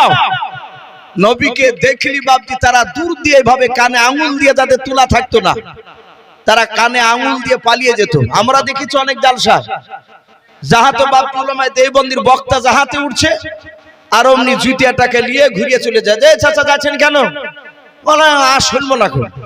পাশ থেকে বলছে হুজুর আপনি দেওবন্দি ওর লিগে শুনবে না, ওদেরকে শিখে দিয়েছে যে ওদের ওয়াজ শোনাও চলবে না। বাপজি আমার সোনা লালেরাও, আমার বিশ্ব নবীজির কথাগুলো ওমর বাপজি কান দিয়ে শুনেছিলেন না। ওমর রাসূলের বাপজি দূর থেকে বাপজি নয়, সে কিন্তু লোকের কাছে বাপজি শুনতো। সবাই মুহাম্মদ সাল্লাল্লাহু আলাইহি ওয়াসাল্লামের বিরোধিতা করে, কিন্তু সেই উমার ডাক দিয়ে আবু জেহেলকে বলেছিল, আবু জেহেল, মুহাম্মদ সাল্লাল্লাহু আলাইহি ওয়াসাল্লাম তো কাউকে আঘাত দিয়ে কথা বলে না, তাই এরকম অনেক লোক বলে, আমি তাদের মুখ থেকে শুনেছি, বলুন আলহামদুলিল্লাহ। ওমর এই কথাটা আবু জেহেলকে প্রশ্ন করেছিল। আবু জেহেল দেখলে যে বেটা তো অদিকে হয়ে যাবে, তো বেঈমান আবু জেহেল অনেক কৌশল করে বাপজি ওমরকে হাতে রেখেছিল। সে এক নাই দুই নাই, প্রায় 12,000 বেঈমান মুশরিক কাফেরের বাচ্চারা মিটিং ডেকেছে আল্লাহ নবীর বিরুদ্ধে। সেই সভার প্রধান বক্তা ছিল বেঈমান আবু জেহেল। ওই জায়গায় দাঁড়িয়ে বাপজি আবু জেহেল বলল, কেউ আছো আব্দুল্লাহর সন্তান মুহাম্মদ সাল্লাল্লাহু আলাইহি ওয়াসাল্লামের মাথা কাটতে পারবা, নবীকে মারতে পারবা, কেউ আছো? 12,000 লোক সবাই বাপজি তাকাতাকি করছে, কেউ হাত তুলে সাহস পায় না। তারা এটাও জানতো মুহাম্মদ সাল্লাল্লাহু আলাইহি ওয়াসাল্লামকে মারা অত সহজ নয়। সঙ্গে সঙ্গে আবু জেহেলের দরবারে ওমর হাত উঁচু করে বলেছিল, আমি মারবো, আমি তাকে জবাই করব। 12,000 লোক সব কাফের এইভাবে হাত তালি মেরে তাকে বাহবা দিল, আনন্দ দিল। আবু জেহেল বলল, তুমি যদি মুহাম্মদ সাল্লাল্লাহু আলাইহি ওয়াসাল্লামকে মারতে পারো, তার মাথা কেটে নিয়ে আসতে পারো, তোমাকে বড় বড় 3টে উপহার দিব। ওমর তাতে রাজি হয়ে গেল। ওমর সেখানে ওয়াদা করে কথা দিয়ে ওলঙ্গা তলোয়ার খানা ওমর সঙ্গে করে নিয়ে ময়দান দিয়ে দৌড়াচ্ছে, রাসূলকে মারতে যাচ্ছে। ওমর মুসলমান সাহাবাদেরকে, নবীর সাহাবাদেরকে দেখলে তার চোখ লাল হয়ে যেত, কারণ তার তো ঈমান নাই। কিন্তু নবীজি ওমরের শক্তির ব্যাপারে বলেছে, আল্লাহ ওমরকে এত শক্তি দিয়েছিলেন, ওমরের 2 হাতে 50টা যুবকের শক্তি একাই আল্লাহ ওমরকে দিয়েছিলেন, বলুন সুবহানাল্লাহ। নবীর আরেকটা চাচা আমির হামজার হাতে দিয়েছে। ওমরের এত শক্তি ছিল, ওমর তার দুশমনকে জবাই করে চামড়ার মুশুকে ওই মৃত ব্যক্তি, জবাই করা ব্যক্তি রক্ত ভরে নিত। ভরে নেওয়ার পরে যাকে জবাই করেছে, মেরেছে ওমর, তার রক্তকে নিয়ে তার বংশে তার বাপ যদি বেঁচে থাকতো, তার বাড়ির দরজায় গিয়ে তার বাপের নাম ধরে ডাকতো, ডেকে কাছে বলতো যে তোর ছেলেকে যে মেরেছি, তার ছেলে রক্ত খাবে। মুখে করে নিয়ে ওমর তার গায়ে ছিটা মারতো রক্ত। ভাবতে পারেন কত বড় বাপজি শক্তিশালী ছিল ওমর। সে সময় কুখ্যাত বাপজি আপনার বাহাদুর মস্তার ওমর রাসূল সাল্লাল্লাহু আলাইহি সাল্লামকে মারার জন্য দৌড়াচ্ছে। মরুভূমির ময়দান দিয়ে বাপজি যাচ্ছিল, আর ওখানে একজন রাসূলের সাহাবা, কিতাবে তার নাম লিখেছে বাপজি হযরত নাঈম রাদিয়াল্লাহু তাআলা আনহু। উনি বলছেন, এই ওমর ভাই, এই কি ব্যাপার, এভাবে দৌড়ে যাচ্ছ কোথায়? ওমর থমকে দাঁড়িয়ে বলল, বড্ড বাড়া বেড়েছে আব্দুল্লাহর সন্তান মুহাম্মদ সাল্লাল্লাহু আলাইহি ওয়াসাল্লাম, ও তো দুরূদ পড়ছে না, ওই আব্দুল্লাহর ছেলের মাথা কাটতে যাচ্ছি। হযরত নাঈম বললেন, ভাই ওমর, তুমি একা, ওর তো সাথীরা আছে, ওরা তো তোমাকে কম করে ছাড়বে না। নাঈমের সাথে ওমরের একটু বন্ধুত্ব ছিল। আমাদের অনেক সময় আমাদের হিন্দু ভাইদের সাথে অনেকের বন্ধুত্ব থাকে না, অনেক মুসলমানের। তো বললো, ভাই ওমর, তুমি একা, ওর তো দলবল আছে, ওরা তো কম করে ছাড়বে না। ডাক দিয়ে বলল, ভাই তোর কথা শুনে মনে হচ্ছে তুই নবীর লোক। নাঈম বলল, ভাই আমি নবীর কলেমা পড়ে মুসলমান হয়েছি। এই ওমর, তুমি আমাকে মারার আগে, নবীকে মারার আগে তোমার বাড়িটা ভালো করে খোঁজ নিয়ে এসো। ওমর চিৎকার করে বলল, বাড়ি মানে? বলে, তোমার আপন কলিজার টুকরা বোন ফাতেমা নাই? বলে, আছে তো। বলে, ফাতেমার বিয়ে দিয়েছো সাঈদের সঙ্গে না? বলে, হ্যাঁ। বলে, তোমার সেই ফাতেমার স্বামী সাঈদ তোমার দুলাভাই হয়েছে, আর তোমার বোন ফাতেমা, ওরা দুজনাই স্বামী স্ত্রীতে যেই নবীকে মারতে যাচ্ছ, সেই নবীর কলেমা পড়ে তারা মুসলমান হয়ে গিয়েছে। জোরে বলুন সুবহানাল্লাহ। ওমরের যা রাগ ছিল নবীর উপর, তার চেয়ে বাপজি 7 গুণ বেড়ে গিয়েছে রাগ। বলে, মিথ্যা বলছিস না তো? নাঈম বলছে, নবীর উপর কলেমা পড়ে যেদিন থেকে কলেমা পড়েছি সেদিন থেকে মিথ্যা কথা বলি নাই। বলুন সুবহানাল্লাহ। আর রাসূলের যারা উম্মত হবে, বন্ধ হবে, তারা মিথ্যা কথা বলেন না। বাপজি আমার সোনা লালেরা, আল্লাহর নবী জনাবে মুহাম্মদ রাসূলুল্লাহ সাল্লাল্লাহু তাআলা আলাইহি ওয়াসাল্লাম বিশ্ব নবীজির বাপজি যখনই কথাটা বাপজি বলেছে যে তার ভাই কলমা পড়ে নিয়েছে, ডাক দিয়ে বলল আমি এক্ষুনি বোনের বাড়িতে যাচ্ছি, বলে যাও। ওমর দ্রুত বেগে বাপজি নিজের বোন ফাতেমার বাড়ির দিকে দৌড়ে চলে গেল। দরজাখানা বাপজি বন্ধ করা ছিল রে বাবা। হাদিসে এটাও পাওয়া যায় ওমর কলমা পড়ার আগে বিশ্ব নবী আমার প্রকাশে কলমার দাওয়াত দিত বাপজি, ভয় পারতেন না। নবীজি চুপি চুপি বাপজি কলমার দাওয়াত দিয়ে বেড়াতেন। এতে অনেকে বাপজি কলমা পড়তো, আবার যারা কলমা পড়তে গিয়ে বাপজি আবু জেহেলের লোকেরা জানতে পারতো, তারা জোর করে নবীর সাহাবাকে নিয়ে গিয়ে তারা অত্যাচার করতো, মারতো। আল্লাহর নবীজির বাপজি নাই, ওমরের কলিজার টুকরা বোন ফাতেমা শাহিদ, তারা দুজনাই ওই ঘরের ভিতরে তারা বাড়িতে কোরআন বাপজি শিখছিল। হযরত খাব্বাব রাদিয়াল্লাহু তাআলা আনহু বলে একজন নবীজির সাহাবা, উনি বাপজি নবীর তরফ থেকে বাপজি শাহিদ আর শাহিদের স্ত্রী ফাতেমাকে, ওদের স্বামী স্ত্রী দুজনাকে বাপজি কলমার বাপজি আপনার কথা পড়ানোর পর কোরআন বাপজি সেখানে শেখানোর জন্য গোপনে কোরআন বাপজি তেলাওয়াত করে শোনাচ্ছিলেন। হযরত ওমর দরজার গুড়িতে বাপজি কানটা একটু লাগিয়ে দেওয়ার পর মনে হলো কি যেন ভিতর থেকে বাপজি আওয়াজ বেরিয়ে আসে। হযরত ওমর সঙ্গে সঙ্গে বাবা দরজাখানা বাপজি আওয়াজ দিল, শিকলটা নড়ালো, ডাক দিয়ে বলে ফাতেমা দরজাটা তাড়াতাড়ি তুমি খুলে দাও। হযরত ফাতেমা দরজার গুড়ি থেকে বাপজি ওমরের আওয়াজ শুনে বুঝতে পেরেছেন আমার ভাই ওমর মনে হয় জানতে পেরেছে আমরা কলমা পড়েছি, তা আমাদেরকে মনে হয় মারার জন্য দৌড়ে এসেছে। হযরত শাহিদ খাব্বাব বাপজি দুজনায় পাশাপাশি বাপজি দাঁড়িয়েছিলেন। ফাতেমা ডাক দিয়ে বলেছিল আমার খাব্বাব ভাই এখনই কোরআনটা নিয়ে তুমি আড়ালে চলে যাও, কারণ আমার ভাই ওমর কোরআনকে চিনে না, হয়তো এসে ঘরে এসে তোমার কোরআনটাকে নিয়ে হয়তো টান মেরে ছুঁড়ে ফেলে দিতে পারে। আল্লাহর নবীজির সাহাবা ওমর সেই সময় বাপজি আপনার কলমা পড়ে নাই, নবীজিকে বাপজি চিনে নাই। ওমর কয়েকবার বাপজি ডাক দিল, দরজা যখন খুলতে দেরি হয়ে গেল, দরজা খুলতে দেরি হলো, ওমর বাপজি লাত মেরে দরজাটা বাপজি আপনার ভেঙে গিয়া দরজা ভেঙে ফেলে বাপজি ঘরের ভিতরে প্রবেশ করলো। ওমর প্রবেশ করার পর ওমরের দুলাভাই নিজের বাপজি আপনার শাহিদ যে আপনার নাম ছিল, তার কাছে গিয়ে বাপজি বাম হাত দিয়ে তার দাড়ি কানাকে বাপজি ওমর বাপজি ধরে ফেলল। অমনি কাছে গিয়ে দাড়ি কানা ধরে বলে এই শাহিদ ভাই, শুনলাম তুমি নাকি কলমা পড়েছো। যারা ইমানদার হয় আল্লাহওয়ালা হয় তারা পৃথিবীর কাউকে দেখে ভয় পায় না, একমাত্র আল্লাহকে ছাড়া। আমাদের ভয় যদি হয় কাউকে দেখে জানতে হবে যে ঈমান দুর্বল হবে।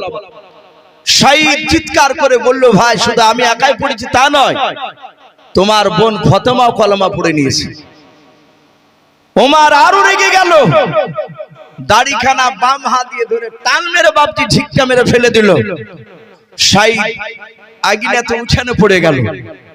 ওমর নিজের দুলা ভাইয়ের বুকের উপরে দাঁড়িয়ে পা দিয়ে লাত মারতে লাগলো, বুকের বাতা ভেঙে ফেলবো বলে তলোয়ারের উল্টো পিঠ দিয়ে আঘাত করতে লাগলো।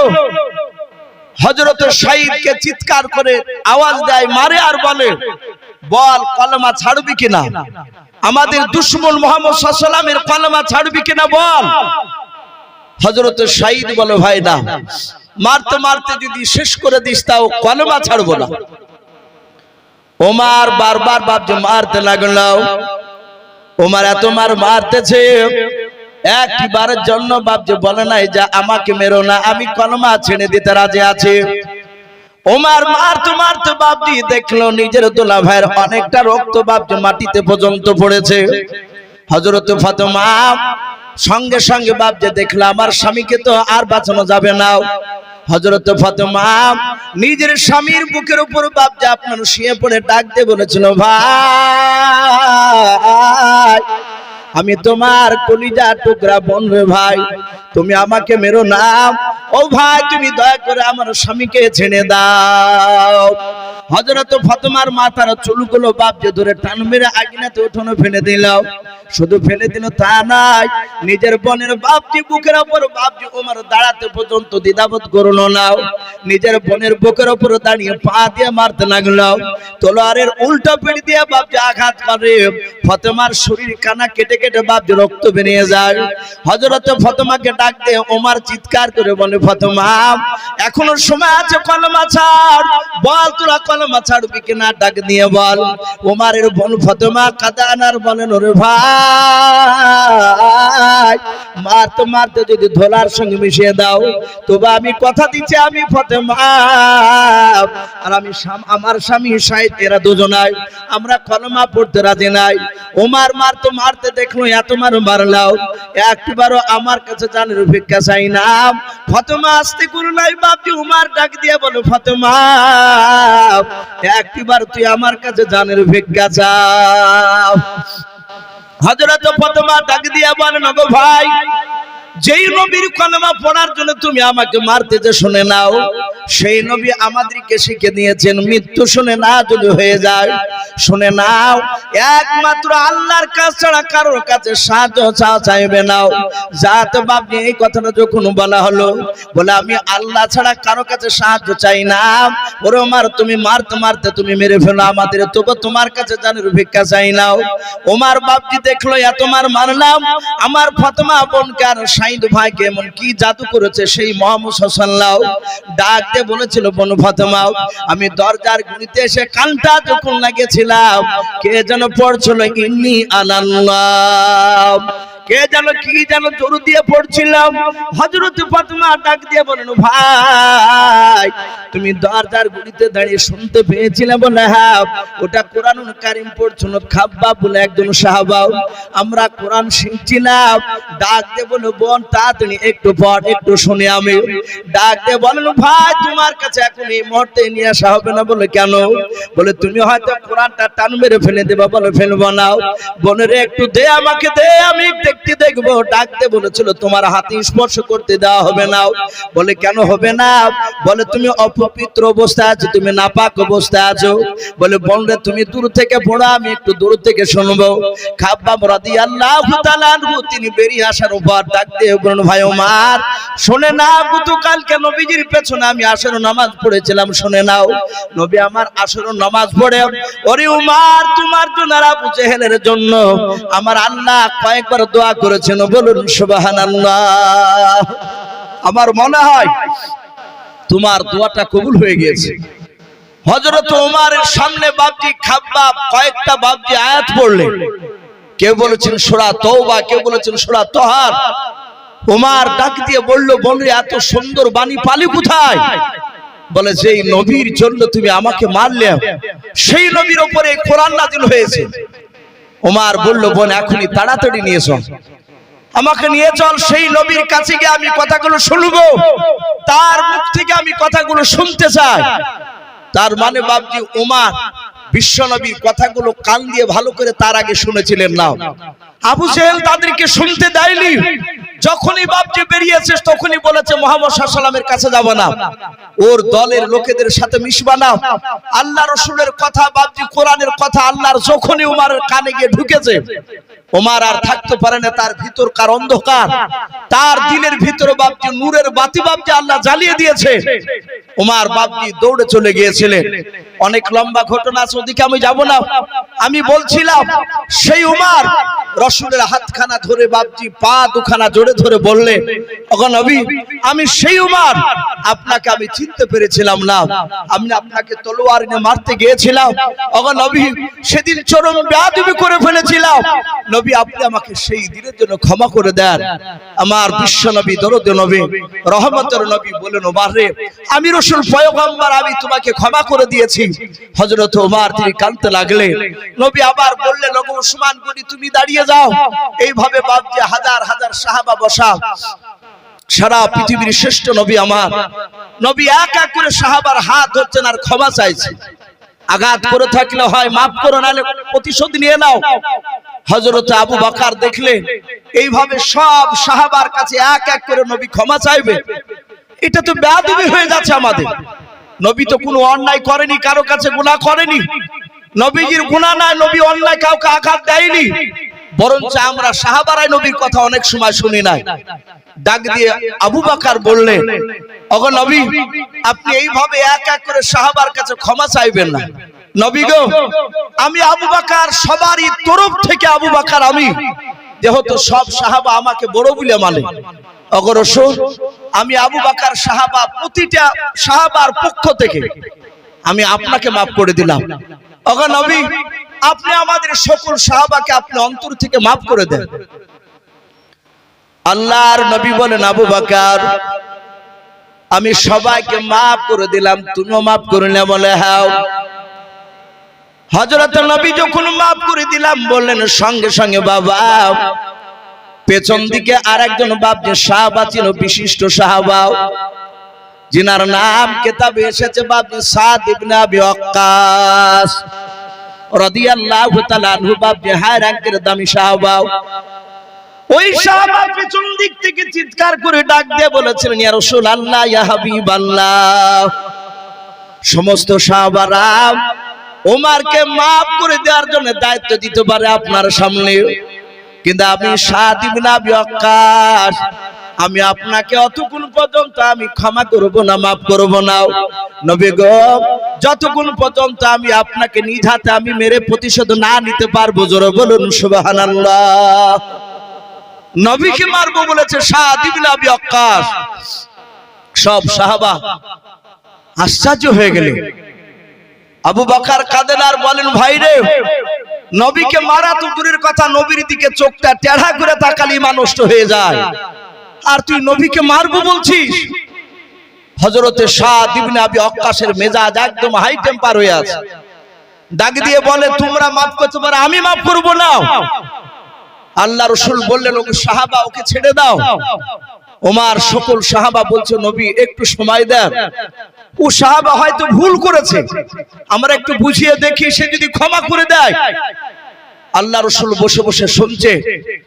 সব সাহাবারা বললেন, ভাই সাদ ইবনে আবি ওয়াক্কাস, নবীকে maaf করে দাও, নবীকে মেরো না। একই কথা বলছেন, আমি কারো কথা শুনবো না। লাস্টে আবু বকর বললেন, ভাই সাদ ইবনে আবি ওয়াক্কাস, শুনে নাও, আমরা যতগুলো সাহাবা আছি, সব সাহাবারা আমরা যা একটু ভালো কাজ করেছি, আল্লাহ যদি তার বিনিময়ে যদি নেকি দান করে, আমাদের সকল সাহাবারা আমাদের তরফ থেকে সব নেকিগুলো তোমাকে দান করে দিচ্ছি, ভাই তার বিনিময়ে রাসূলকে maaf করে দাও। সাদ ইবনে আবি ওয়াক্কাস বলল, আমি নিব না, আমি ক্ষমা করব না, আমি রাসূলকে মারবই। লাস্টে আবু বকর সিদ্দিক রাদিয়াল্লাহু তাআলা আনহু তিনি কাঁদেন আর বলে, ভাই সাদ ইবনে আবি ওয়াক্কাস, তুমি তো জানো আমি আবু বকর, আমার বিশ্ব নবী আমার নেকির ব্যাপারে, আমার মর্যাদার ব্যাপারে অনেক সময় তোমাদের সামনে বলেছে। আপনারা সকলেই জানেন, আমার বিশ্ব নবী আবু বকরকে যেদিন মক্কা থেকে হিজরত করে নিয়ে গিয়েছিলেন, সেই দিনকে রাত্রে নবীজির বন্ধু আবু বকরের ব্যবহার দেখে আমার বিশ্ব নবী এত খুশি হয়েছিলেন।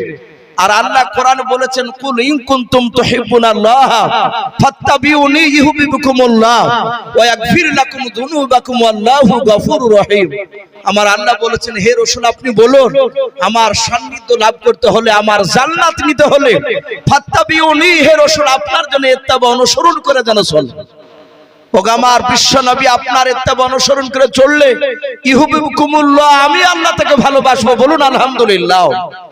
আমার বিশ্ব নবীর বন্ধু আবু বকর বললেন, ওগো ভাই সেই রাত্রি নেকির ব্যাপারে তুমি জানো, আপনারা সকলে জানেন, আমার বিশ্ব নবীর উপর যখন মক্কা নগরে বাপজি অত্যাচার বেড়ে গেল, আমার রহমতের নবীকে দিন দিন মানুষের এত মারতে লাগলো, আমার সঙ্গে সঙ্গে জিবরিল আলাইহিস সালাম আল্লাহর হুকুমে এসে বললেন, ওগো নবী আপনাকে মক্কা ছেড়ে মদিনায় চলে যেতে হবে। আমার রাসূল বললেন, ওগো জিবরিল এই মুহূর্তে কি যাওয়া লাগবে? বলে, না আমি তা জানি না, এখনই যেতে হবে তা বলেননি আল্লাহ, তিনি এতটুকু বলেছেন, আল্লাহর যেদিন অর্ডার হবে সেদিন আপনাকে এসে বলবো, আপনি আর আপনার বন্ধু আবু বকর দুজনাকে মক্কা ছেড়ে মদিনায় চলে যাওয়া লাগবে।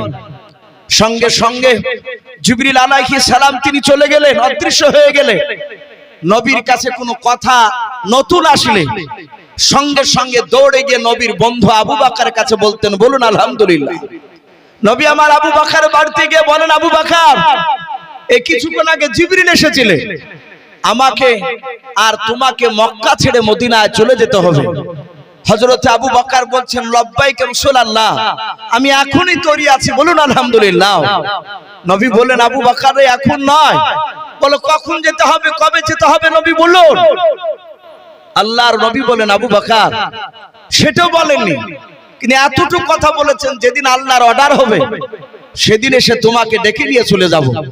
ও বাবজি ভাইরা, শুধু এতটুকু কথা ওমরকে শোনালেন না, আবু বকরকে শোনালেন।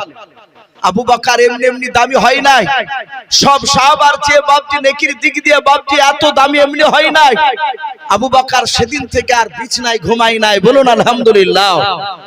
যেদিন বাবজি রাসূলুল্লাহ রাত্রিবেলা শুয়ে আছে, ৬০০০ বেঈমান মুশরিক কাফেরের বাচ্চারা নবীজি চারিদিকে বাড়ি ঘেরাও করে নিয়ে দাঁড়িয়ে আছে। নবী সেদিন বেরোলেই রাসূলকে জবাই করবে। জিবরিল আলাইহিস সালাম এসে বললেন, আসসালামু করো, আসসালামু আলাইকা ইয়া রাসূলুল্লাহ। নবী সালাম দিয়ে বলে, জিবরিল ভাই এত রাত্রিতে গেল? বলে, নবী আপনাকে এখনই মক্কা ছেড়ে মদিনা যাওয়া লাগবে। আল্লাহর নবীজি ডাক দিয়ে বলেন, ওরে জিবরিল ভাই এখনই যাওয়া লাগবে? বলে, হ্যাঁ। বলে, নবী আপনি দেখতে চান আপনার বাড়ির চারিদিকে কারা দাঁড়িয়ে আছে? আল্লাহ রাসূলের হাতখানা ধরে জিবরিল আলাইহিস সালাম আগুনাতে উঠোনে নিয়ে গিয়ে বাবজি দাঁড় করে দিলেন। বলে, নবী আপনি চারিদিকে তাকে দেখুন। নবীজি তাকে দেখলেন, ৬০০০ বেঈমান মুশরিক কাফেরের বাচ্চারাও নবীর চারিদিকে গণ করে বাবজি ঘেরাও করে নিয়ে দাঁড়িয়ে আছে। নবী বলেন, জিবরিল ভাই এখন আমি কেমন করে এখান থেকে বেরিয়ে যাব তুমি বলে দাও। বলে, নবী চিন্তা করবেন না, আপনাকে বেরিয়ে দেওয়ার ব্যবস্থা আল্লাহ করে দিবেন, আমাকে পাঠিয়েছে আপনাকে বের করে দেওয়ার জন্য। আল্লাহর নবীজির বাপজি আপনার জিবরিল আলাইহিস সালাম নবীর হাতখানা ধরলেন, সূরা ইয়াসিন থেকে বাপজি একটা আয়াত বাপজি তেলাওয়াত করে বাবা ফু দিয়ে ছেড়ে দিলেন ধুলোগুলো। সব ধুলোগুলো কাফেরের চোখে বাপজি আপনার পড়ে গেল। তারা তলোয়ার রেখে দিয়ে চোখ মচলাতে বাপজি শুরু করলো। আল্লাহর নবীজির বিছানায় নবীজির জামাই আলী রাদিয়াল্লাহু তাআলা আনহুকে বিছানায় শুয়ে দিয়ে বাবা আবু জেহেল আর সাইবা, কে বলেছেন আবু জেহেল আর উতবা, এরা দুজনা পাশাপাশি ছিল। ওদের পা দিয়ে আল্লাহর নবীজিকে বাপজি বের করে দিলেন। আল্লাহর নবীজি যাওয়ার পর আস্তে করে বাপজি আবু বকরের বাড়ির দরজায় গিয়ে ডাক দিয়ে বলেছেন, আবু বকর। কেউ বলেছেন শুধু আবু শব্দটা বের করেছিলেন, সঙ্গে সঙ্গে বাপজি লব্বাইক রাসূলুল্লাহ বলে আবু বকর বাপজি ঝাঁপ দিয়ে দিলেন। নবী আমার দেখলেন আবু বকর মাথায় একটা পোটলা আছে। আল্লাহর নবীজি আশ্চর্য হয়ে বলেন, আবু বকর, ওরে আবু বকর তোমার মাথার পোটলা কেন, তুমি একটু বলাও। বলে, নবী গো মক্কা ছেড়ে মদিনা যেতে গেলে কিছু খাবারের প্রয়োজন হতে পারে। নবী গো খাবার দোকান আনতে গেলে লোকেরা দেখে নেবে, বেঈমান আবু জেহেলের কাফেরের লোকেরা তারা ধরে নিয়ে গিয়ে আপনাকে মারবে, আমাকে মারবে। নবী গো তাই খাবার কিছু আপনার পোটলাতে বেঁধে নিয়েছে। নবী গো পোটলাটা একটু ভারী আছে, এই পোটলার ভিতরে একটা গাদলা পর্যন্ত রাখা আছে। আল্লাহর নবী বলেন, আবু বকর ওই গাদলাটা কেন তুমি সঙ্গে নিয়েছো মাথার উপরে বলাও। বলে, নবী গো আপনি হাঁটাহাঁটি করে শরীর ক্লান্ত হয়ে যাবেন, ওগো নবী আপনি আরাম করতে যাবেন, ওই সময় গাদলাটা বিছিয়ে দেব, নবী গাদলার উপরে আপনি আরাম করবেন। নবী আমার তাকে থেকে আবু বকরের কথা শুনলেন, ডাক দিয়ে বলেন, আবু বকর আজকে কি তোমাকে ডাকবে, এটা কি তুমি আগে থেকে জানতে বলাও। আবু বকর বলে, হুজুর না আমি জানতাম না। বলে, এই আবু বকর তাহলে তুমি কেন আজকে তুমি পোটলা মাথায় করে নিয়ে রেডি হয়ে দাঁড়িয়েছিলে বলাও। বলে, হুজুর শুধু আজকে নয়, ও নবীজি আপনি সেই দিন কে বলেছিলেন আবু বকর তোমাকে আর আমাকে একদিন মক্কা ছেড়ে মদিনায় যাওয়া লাগবে। আমি সেদিন বলেছিলাম নবী কবে যেতে হবে আপনি বলুন, ডেটটা বলুন। বলেছিলেন আমি জানি না। ওগো নবী আপনি বলেছিলেন আল্লাহর যেদিন অর্ডার হবে সেই দিন এসে তোমাকে ডেকে নিয়ে চলে যাব আবু বকর। ওগো আল্লাহর নবীজি আজ থেকে প্রায় কোন রাবি লিখেছেন বাপজি 6 মাস আগে বাপজি কথাটা বলেছিল, বলুন সুবহানাল্লাহ। আল্লাহর নবীর বন্ধু আবু বকর বলে, নবীজি ওই 6 মাস থেকে খোদার কসম কেন বলে, নবী গো এশার নামাজ আপনার পেছনে জামাতে পড়ে আসার পর এ পোটলা মাথায় করে নিয়ে ও নবীজি আমার বাড়ির দরজার গুড়িতে পিঠ লাগিয়ে দাঁড়িয়ে দাঁড়িয়ে আমি কানটা দরজার বাইরে আমি একটু লাগিয়ে রাখতাম, ওগো নবীজি একটু ফলো করে থাকতাম। আল্লাহর নবীজি কখন এসে ডাক দিবে আমি দৌড়ে বেরিয়ে যাব। ওগো আল্লাহর নবীজি আমি যদি নিদ্রা থেকে যাই, নবী আপনি এসে ডাক দিবেন আবু বকর, ও আবু বকর করে ডাক দিবেন নবী গো। আপনার আওয়াজখানা যদি একবার শুনতে না পাই, ও নবীজি দুইবার শুনতে না পেলে নবী গো, হয়তো বেঈমান আবু জেহেলের কাফেররা আপনার আওয়াজ শুনে হয়তো আপনাকে ধরে ফেলবে, আপনাকে আঘাত করবে। নবী কিয়ামতের ময়দানে আল্লাহ যদি একবার যদি বলে আবু বকর আমার নবী এসে তোমার বাড়ির দরজায় দুইবার ডাক দিয়েছিল, কেন তুমি আওয়াজ দিতে পারো নাই? ওগো নবী এই কারণে সারা রাত ফজর পর্যন্ত আমি দাঁড়িয়ে থাকতাম। নবী আজও সেই দিনকার মতো আজও দাঁড়িয়েছিলাম। ওগো নবী যার কথা বলা যাবে না, তাড়াতাড়ি চলুন আপনি কোথায় নিয়ে চলে যাবেন? আল্লাহর নবী বলেন আবু বকরকে সাথে নিয়ে যাও। আমার সঙ্গে সঙ্গে আবু বকর যখন চলতে লাগলো, আল্লাহর নবী বলেন আমি অনেকটা রাস্তা লক্ষ্য করে দেখলাম আবু বকরকে। আবু বকর রাস্তা দিয়ে যেতে যেতে বাবা একবার নবীজির ডান পাশে যায়, আর একবার নবী বলেন দেখি দৌড়ে গিয়ে বাম পাশে চলে যায়। আবার আবু বকরকে দেখতে পাই, আবু বকর সামনের দিকে দৌড়ে যায়, আবার সামনের দিক থেকে পেছন দিকে দৌড়ে চলে যায়। আল্লাহর নবী বলেন অনেকটা রাস্তা চলে গেল, আবু বকর আমার সঙ্গে এভাবে বারবার চারিদিকে শুধু আমার চারিদিকে ছোটাছুটি করে। আল্লাহর নবী মনে মনে ভাবলেন মনে হয় আমার আবু বকর তার বিবির উম্মানের জন্য হয়তো মনটা খারাপ করে, তার পিতা আয়েশা আসমার জন্য হয়তো মনটা খারাপ করে। আল্লাহর নবী বলেন আবু বকর, আবু বকর একটু দাঁড়াও। নবী আবু বকর হাতটা ধরে বলেন আবু বকর রে, আমার বাড়ি থেকে নয় তোমার বাড়ি থেকে আমি লক্ষ্য করে দেখলাম তুমি আমার সঙ্গে যাচ্ছিলাও, একবার সামনের দিকে একবার বাম দিকে আবার পেছন দিকে। এই আবু বকর চারিদিকে তুমি দৌড়াদৌড়ি করে বুঝি তোমার বাড়ি যেন মনটা বড় খারাপ করে। আবু বকর কাঁদেন আর বলে নবীজি আপনাকে এত ভালোবাসে নবী গো। ওগো আল্লাহর নবী শুনে না, আপনার সাথে থাকলে আমি পৃথিবীর সব কিছু ভুলে যাই। বলুন সুবহানাল্লাহ। বলে নবী তুমি কেন চারিদিকে আবু বকর তুমি দৌড়াছিলে বলো? আবু বকর বলে হুজুর আমি ডান দিকে কেন যাচ্ছিলাম, বাম দিকে কেন যাচ্ছিলাম আপনি জানেন না? বলে নাও। ওরে আবু বকর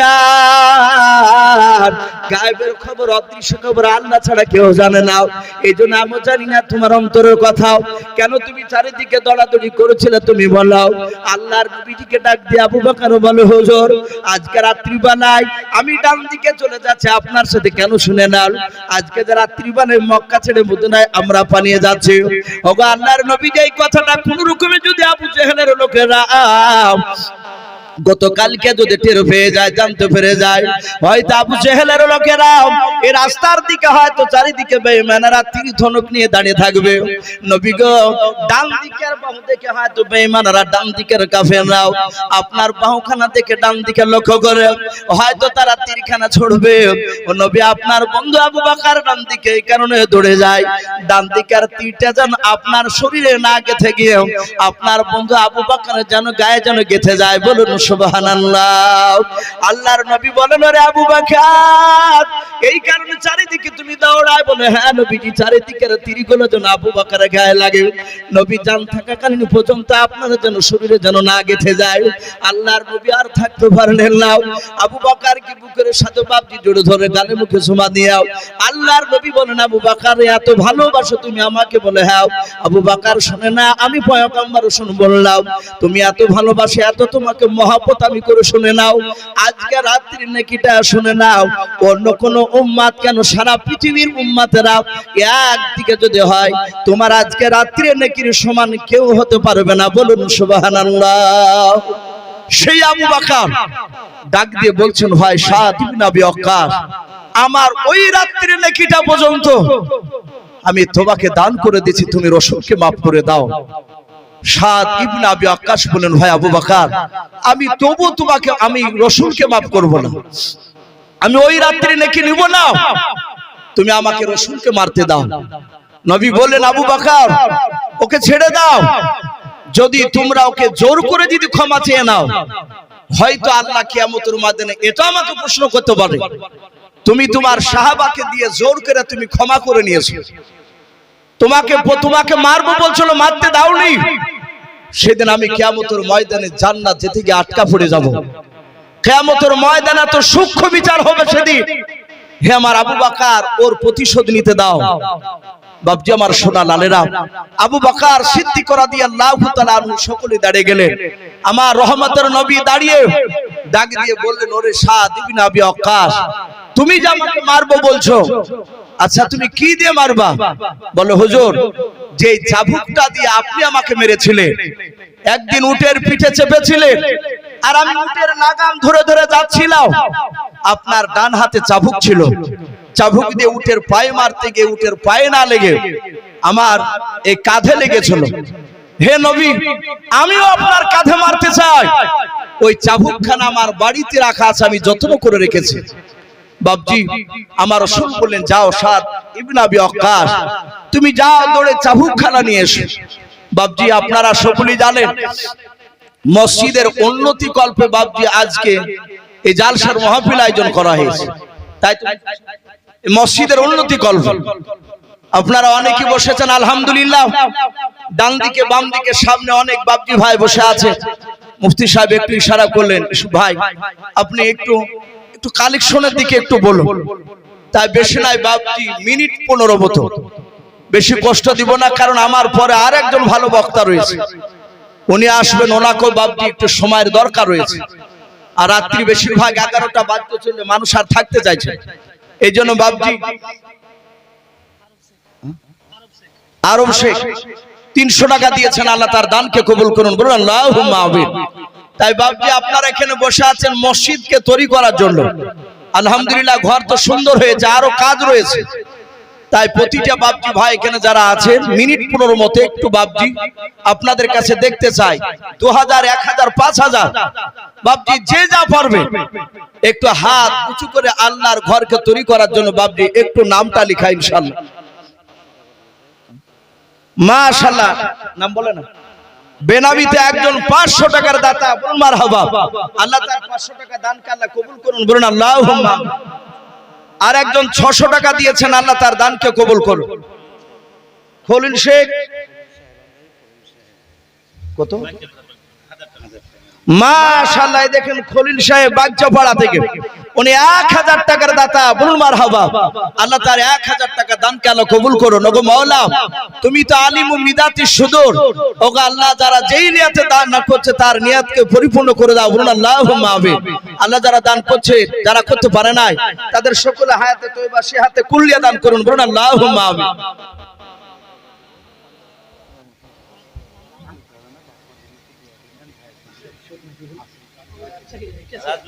মাশাআল্লাহ, মসজিদের বর্তমান কেশিয়ার, উনি বারবার বলছেন যে আমার নামটা হুজুর বললেন না, ওনার বাপ মার নামে, বাপ মা ভাই মারা গিয়েছে, ওনাদের নামে বাপজি 1 নয় 5000 টাকার দাতা, বলুন মারহাবা। বলেন আরে তাকবীর। আল্লাহ রাব্বুল আলামিন তার 5000 টাকার দানকে আল্লাহ কবুল করে নিও, তার বাপ মা এবং ভাই তাদের সকলে কবর আযাবকে maaf করুন, বলুন আল্লাহুম্মা আমিন। আল্লাহ তুমি তার হায়াতে কুল্লিয়া সিহাতে কুল্লিয়া হায়াতে তয়্যবা তুমি দান করো, বলুন আল্লাহুম্মা আমিন। বাবু শেখ 200 টাকা, বলেন মারহাবা, নারে তাকবীর। এ বাবু শেখ নামে দেখো বান্দা কোথায় যে ছিলাও, বাপ মার নামে দেখো 200 টাকা দিলাও, যার সাথে যে নিয়াতে 200 টাকা করে গেল দান, দানকে গোপন করো তুমি সুবহান।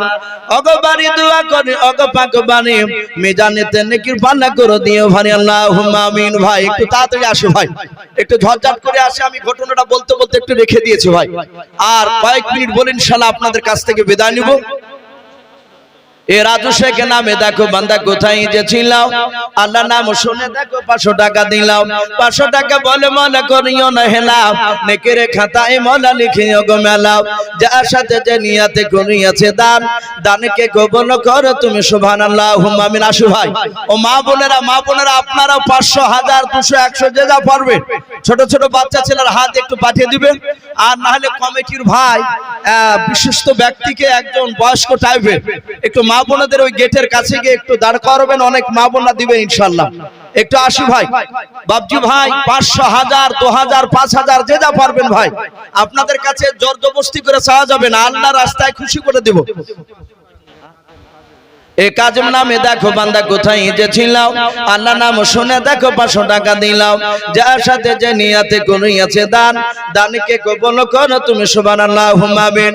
আরেকজন বেনামিতে দেখো বান্দা কোথায় যে ছিল, তোমার নাম শুনে দেখো 500 টাকা দিলাম, 500 টাকা বলে মওলা করিও না হেলাম, নেকের খাতায় মওলা লিখিও গো আল্লাহুম্মা আমিন। জামাল চৌধুরী নামে দেখো বান্দা কোথায় যে ছিল, শেষের বেলা এসে দেখো 500 টাকা দিলাম, 500 টাকা বলে মওলা করিও না হেলাম, নেকের খাতায় মওলা লিখিও গো মেলাম, অগো বাড়ি দোয়া করি অগো পাক বানাও, জান্নাতে খেলায়ও তুমি আঙ্গুর বেদানা আল্লাহুম্মা আমিন। আসু ভাই একটু তাড়াতাড়ি আসু ভাই। উস্তিয়া থেকে দুজন বেনামিতে 200 করে 400 টাকা, আল্লাহ তাদের দুজনার দানকে আল্লাহ কবুল করো।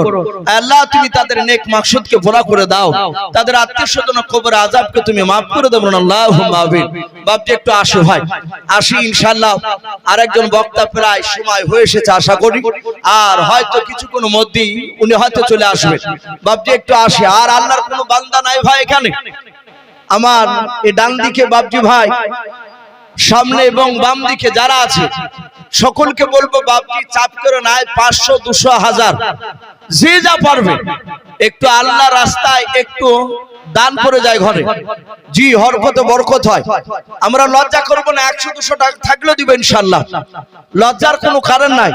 এ দেখেন আরেকজন বেনামিতে ভাই আমার 100 টাকা দিয়েছেন, আল্লাহ তার দানকে কবুল করুন। ওগো মাওলা, যারা দান করছে যারা করতে পারে নাই, তুমি সকলকে নবীর চেহারা না দেখে আমাদের মত দিও না, বলুন আল্লাহুম্মা আমিন। আসি ভাই, জি একটু তাড়াতাড়ি আসি। 500 টাকা কালামনি ওয়াদা করেছেন, 200 টাকা দিয়েছেন আর 300 টাকা বাকি, আল্লাহ তার দানকে কবুল করুন, বলুন মারহাবা। হিকমপুর থেকে একটা যুবক ভাই, উনি 500 টাকার দাতা, বলুন মারহাবা।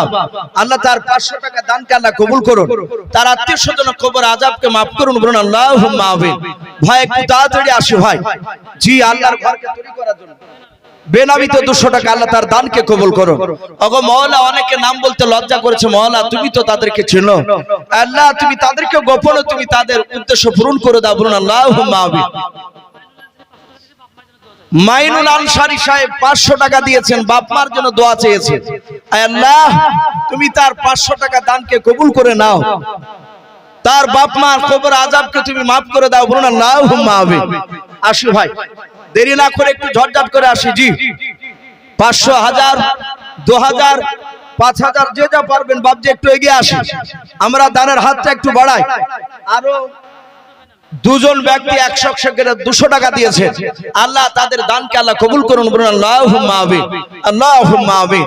ভাই আসি, জি ওগো মা বোন, আপনাদের নাম এখনো পর্যন্ত একজনেরও পাইনি, ওই দেখুন বাচ্চা ছেলেটার ধরে নেন টাকাটা। আসি মা বোন, আপনারা যে যা পারবেন নামটা জিজ্ঞাসা করুন, কি নাম তোমার? ফারজিনা, ফারসিনা, ফারসিনা 400 টাকার দাতা, বলুন মারহাবা, নারে তাকবীর। এই ফারসিনা নামে দেখো বিটি কোথায় যে ছিলাও, আল্লাহ নাম শুনে দেখো 400 টাকা দিলাও, 400 টাকা বলে মওলা করিও না হেলাও, নেকের খাতায় মওলা লিখিও গো মেলাও, যার সাথে যে নিয়াতে করিয়াছে দান, দানকে কবুল করো তুমি সুবহান। আমি পাপী গুনাহগার, দোয়া নাহি জানি, ফারসিনা বিটির জন্য দোয়া করবে ফাতেমা জননী, আল্লাহুম্মা আমিন। মাশাআল্লাহ, ইসলামপুর থেকে একজন বেনামিতে ভাই 1000 টাকা, এই বেনামিতে দেখো ভাই কোথায় যে ছিলাম, বাপ মার নামে দেখো 1000 টাকা দিল, যার সাথে যে নিয়াতে করিয়াছে দান, দানকে কবুল করো তুমি সুবহানাল্লাহুম্মা আমিন। আরেকজন বেনামিতে মা আমার পর্দা নাড়াল হতে কোথায় যে ছিল, এসে দেখো মওলা 200 টাকা দিলাম, যার সাথে যে নিয়াতে বেনামিতে মা আমার 200 টাকা করিয়াছে দান, দানকে কবুল করো তুমি সুবহান। ওগো বাড়ি দোয়া করে ওগো পাক বাড়ি, মিজানেতে নেকির পানা করে দিও ভারী। আরেকজন বাপকে দেখো বেনামিতে কোথায় যে ছিলাম, আল্লাহর নাম শুনে দেখো 100 টাকা দিল, ছেলে মারা গেছে তার আব্বা জান 1000 টাকার দাতা।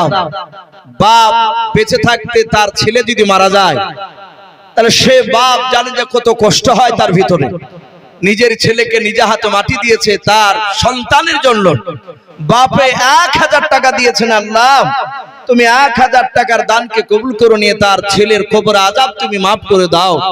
ওগো মাওলা তুমি এক্ষুনি জান্নাতি পোশাক তার শরীরে পরিয়ে দাও, বলুন আল্লাহুম্মা আমিন। আল্লাহ তুমি তার বাপকে সবরে জামিল দান করো,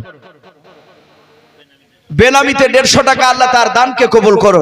আল্লাহ যারা দান করছে যারা করতে পারে নাই, তুমি সকলকে মাওলা রাসূলের চেহারা না দেখে আমাদের মত দিও না, বলুন আল্লাহুম্মা আমিন, আল্লাহুম্মা আমিন। বাপজি একটু ঝটঝট করে আসো বাপ, শোনা আমরা যে যা পারবো ভাই 200 100 500 1000 2000 আল্লাহর ঘরকে তৈরি করার জন্য অনেক বাপজি আপনার কাজ আছে। মসজিদ আলহামদুলিল্লাহ এসি ফিট করার মতনই ক্যাপাসিটি করেছে, কাচমাত সবই ফিট করা আছে, শুধু এই সিঁড়ির কাছে একটা কাঁচ লাগালে আর এসি লাগালি হয়ে যাবে। যদি কোনো আল্লাহর বান্দা মনে করেন যে আমি আল্লাহর ঘরে একটা এসি দান করব, যদি কোনো বান্দা থাকে ইনশাআল্লাহ বাপজি আপনারা একটু হাত উঁচু করে দিতে পারেন। একটা এসি একজনায় কিংবা 2-3টে বন্ধু যদি থাকে আপনারা বসে বসে আলোচনা করে দুটো বন্ধুতে মিলেও দিতে পারেন। আল্লাহর ঘরকে বাপজি ঠান্ডা করার জন্য কিয়ামত পর্যন্ত বাপজি নেকি পাবে, মানুষেরা নামাজ পড়বে, নিশ্চয় বাপজি আপনার জান্নামে দিবেন, তার আমলনামায় বাপজি নেকি ইনশাআল্লাহ জমা হবে। আসু ভাই আল্লাহর ঘরকে তৈরি করার জন্য অনেক কাজ বাকি আছে। শুনলাম ওই সিঁড়ি নিচে ওখানে নাকি বাথরুম হবে, একটু অসুবিধা জায়গা, যেহেতু শর্ট জায়গা, তাই ইনশাআল্লাহ অনেক টাকা দরকার বাপজি।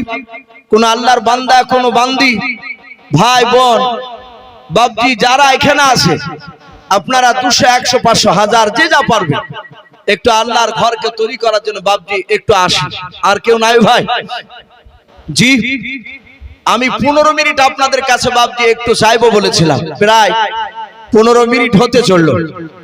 জি থাকলে কোন আল্লাহর বান্দা, এই মসজিদের অনেক কমিটি ভাই আছেন, ভাই অনেক কমিটিরা আছেন, 200 100 500 যে যা পারবে একটু আসি আল্লাহর ঘরকে তৈরি করার জন্য। আমি আপনাদের কাছে আর কিছুক্ষণ আলোচনা করে ইনশাআল্লাহ আমি বিদায় নিব। জি রাত্রি প্রায় আপনার 10:30 বাপজি পার হতে চললো। মাশাআল্লাহ এই রকি শেখ নামে দেখো বান্দা কোথায় যে ছিলাও, আল্লাহ নাম শুনে দেখো 500 টাকা দিলাও, 500 টাকা বলে মনে করিও না হেলাও, নেকের খাতায় মনা লিখিও গো মেলাও, যে আশাতে যে নিয়াতে করিয়াছে দান, দানকে কবুল করো তুমি সুবহান। অগবাড়ি দোয়া করি অগ পাকড়া বানাও, জান্নাতে খেলায় তুমি আঙ্গুর বেদান, আল্লাহুম্মা আমিন। তোমার মত দয়ার নবী আর হবে না, তোমার মতন দয়ার রাসূল আর পাব না। আর দেখা দিয়াম ও গো রাসূল চলে যেও না, তোমার মতন দয়ার রাসূল আর হবে না, তোমার মতন দয়ার নবী আর হবে না। মাশাআল্লাহ সুবহানাল্লাহ। দেখেন মা বোনদের কাছ থেকে 100 200 500 50 টাকা 10 টাকা 20 টাকা এইভাবে লোট আছে অনেক, ওখান থেকে 3400 টাকা বলুন মারহাবা, 3400 টাকা আমার সকল মা বোনদের তরফ থেকে তারা তুলে আল্লাহর ঘরকে তৈরি করার জন্য তারা পাঠিয়েছেন, বলুন মারহাবা, নারে তাকবীর। আমার মা বোনদের 3400 টাকা দানকে আল্লাহ কবুল করুন, বলুন আল্লাহুম্মা আমিন। ওগো মাওলা তুমি আমার সকল মা বোনের ঈমানটা হযরতে মা ফাতেমাতু জোহরা রাদিয়াল্লাহু তাআলা আনহার মতো ঈমান বানিয়ে দাও, বলুন আল্লাহুম্মা আমিন, আল্লাহুম্মা আমিন। আসি ভাই আর কোন যদি আল্লাহর বান্দা থাকেন শেষের বেলায়, জি একটু আসি 200 500 1000 আল্লাহর ঘরকে তৈরি করার জন্য, ভাই একটু আসি আল্লাহর ঘরকে তৈরি করার জন্য। শয়তানে বাপজি বাধা দিবে দিস না, কিন্তু বাপজি এগুলো কিয়ামতের ময়দানে বাপজি কাজে আসবে। আজ দুনিয়া টাকা পয়সা সব পড়ে থাকবে। আপনারা আশা করি বাপজি প্রায় মানুষই জানে মওত এখন বাপজি আর সময় লিছে না, হঠাৎ করে মারা যাচ্ছে মানুষ, একটা কিয়ামতের আলামত। মানুষ নামাজ পড়ে আস্তে আস্তে বলছে চায়ের দোকানে চা খাচ্ছিল, মানুষটা মারা গেছে। কে বলছে মাঠে ঘুর লড়াতে গিয়ে মারা গেছে। এগুলো কিয়ামতের আলামত বাপ।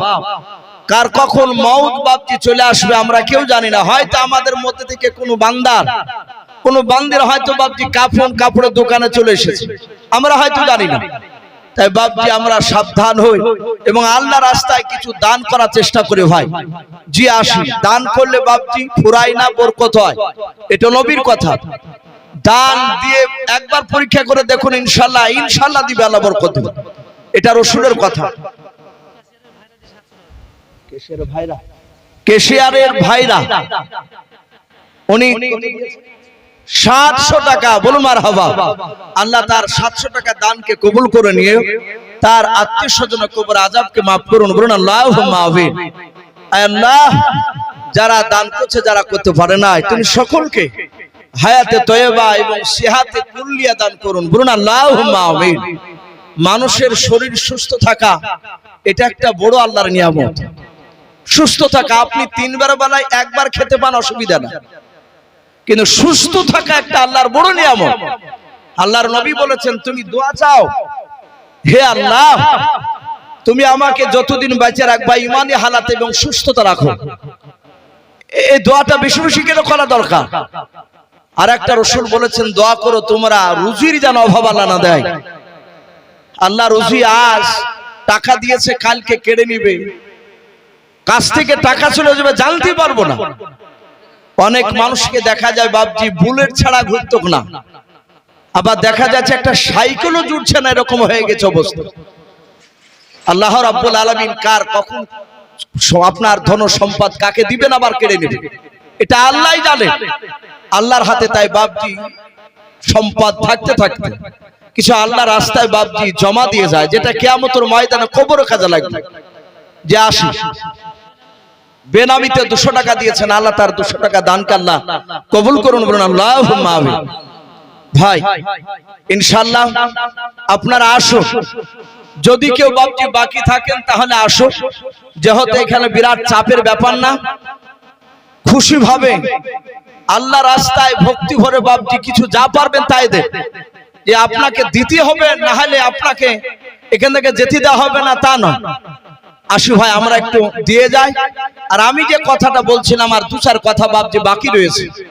আল্লাহ রাসূল সাল্লাল্লাহু তাআলা আলাইহি ওয়াসাল্লামের সাহাবা সাদ ইবনে আবি ওয়াক্কাস রাদিয়াল্লাহু তাআলা আনহু, উনি চাবুকটা বাপজি বাড়িতে দৌড়ে চলে গেলেন, নিয়ে আসলেন।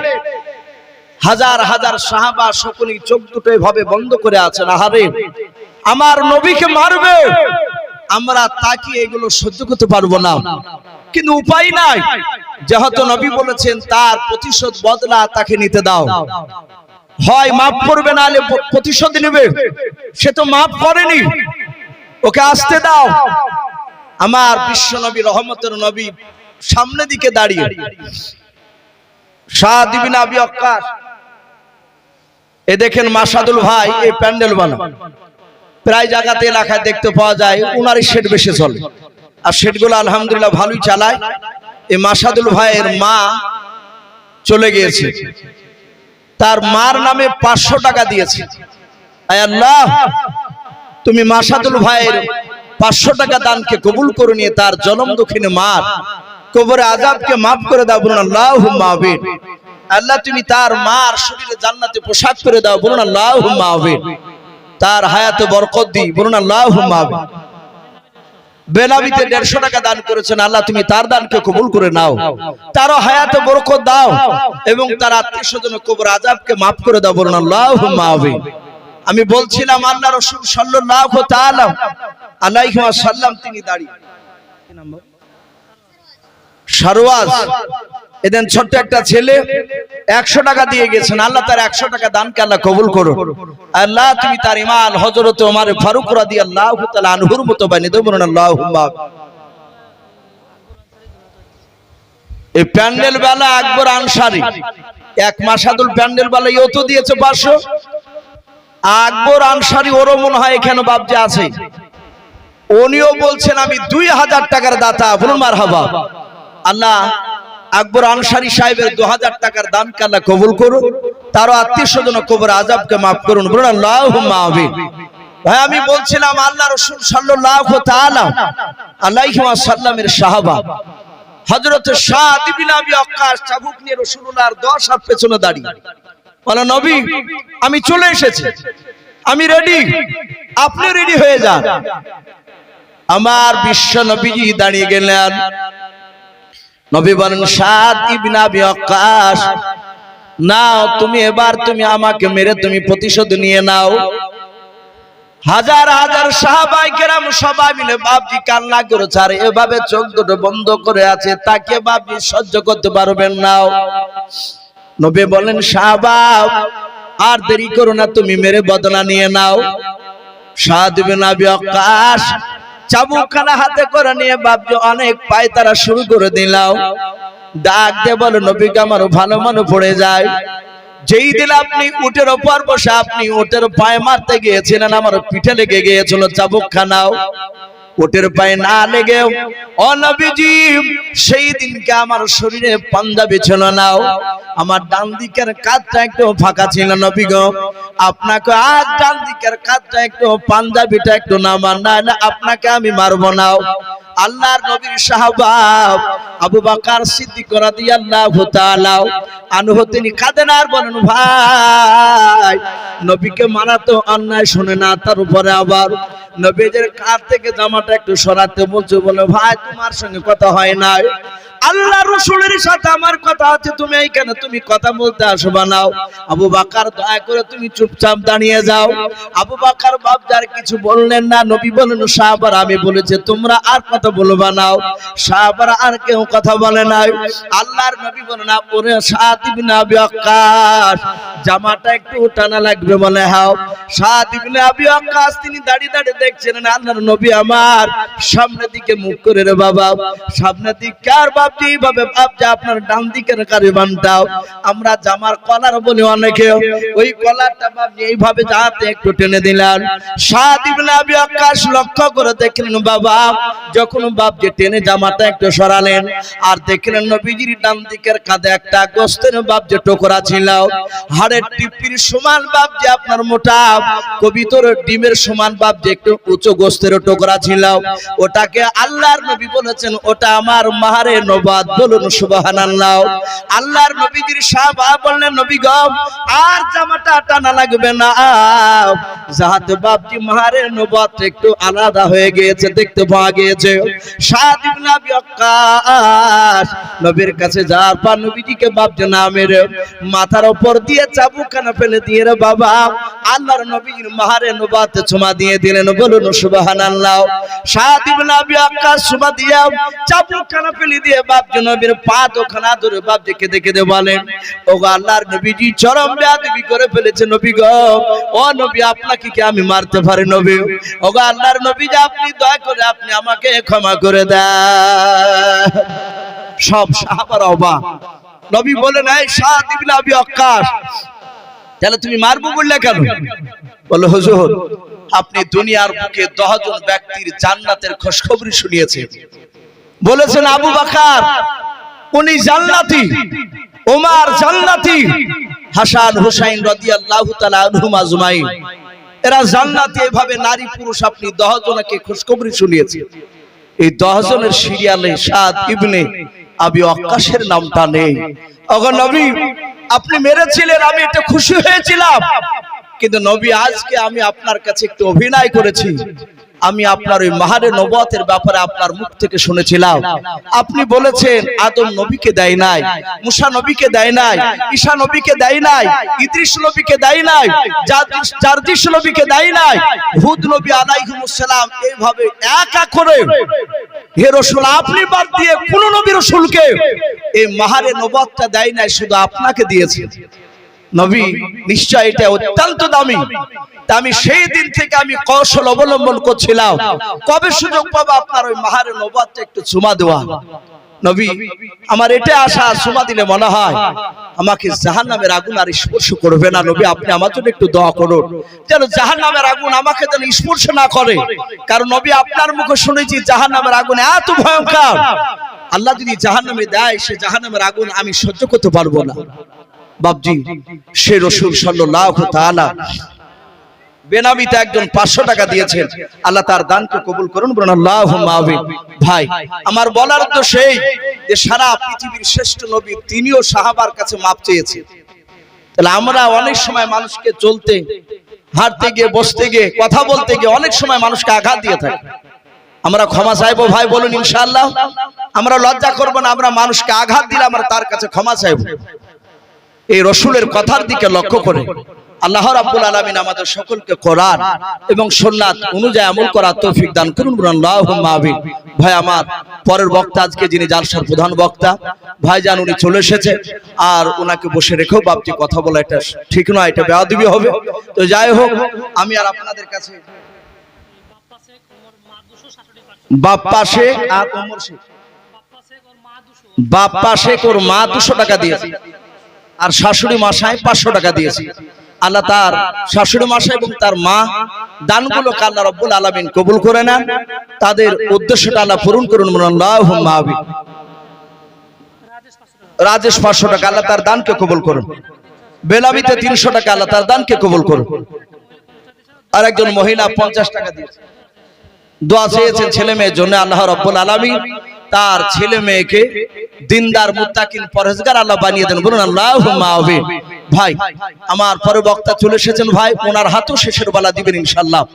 আদায় বাবজি এখান থেকে বন্ধ হলো তা নয়, আপনারা আসবেন আর এই কমিটির এই যে ভাই বসে আছেন, মুফতি সাহেব বসে আছে, ওনাদের হাতে দিয়ে যাবেন শেষের বেলাতে।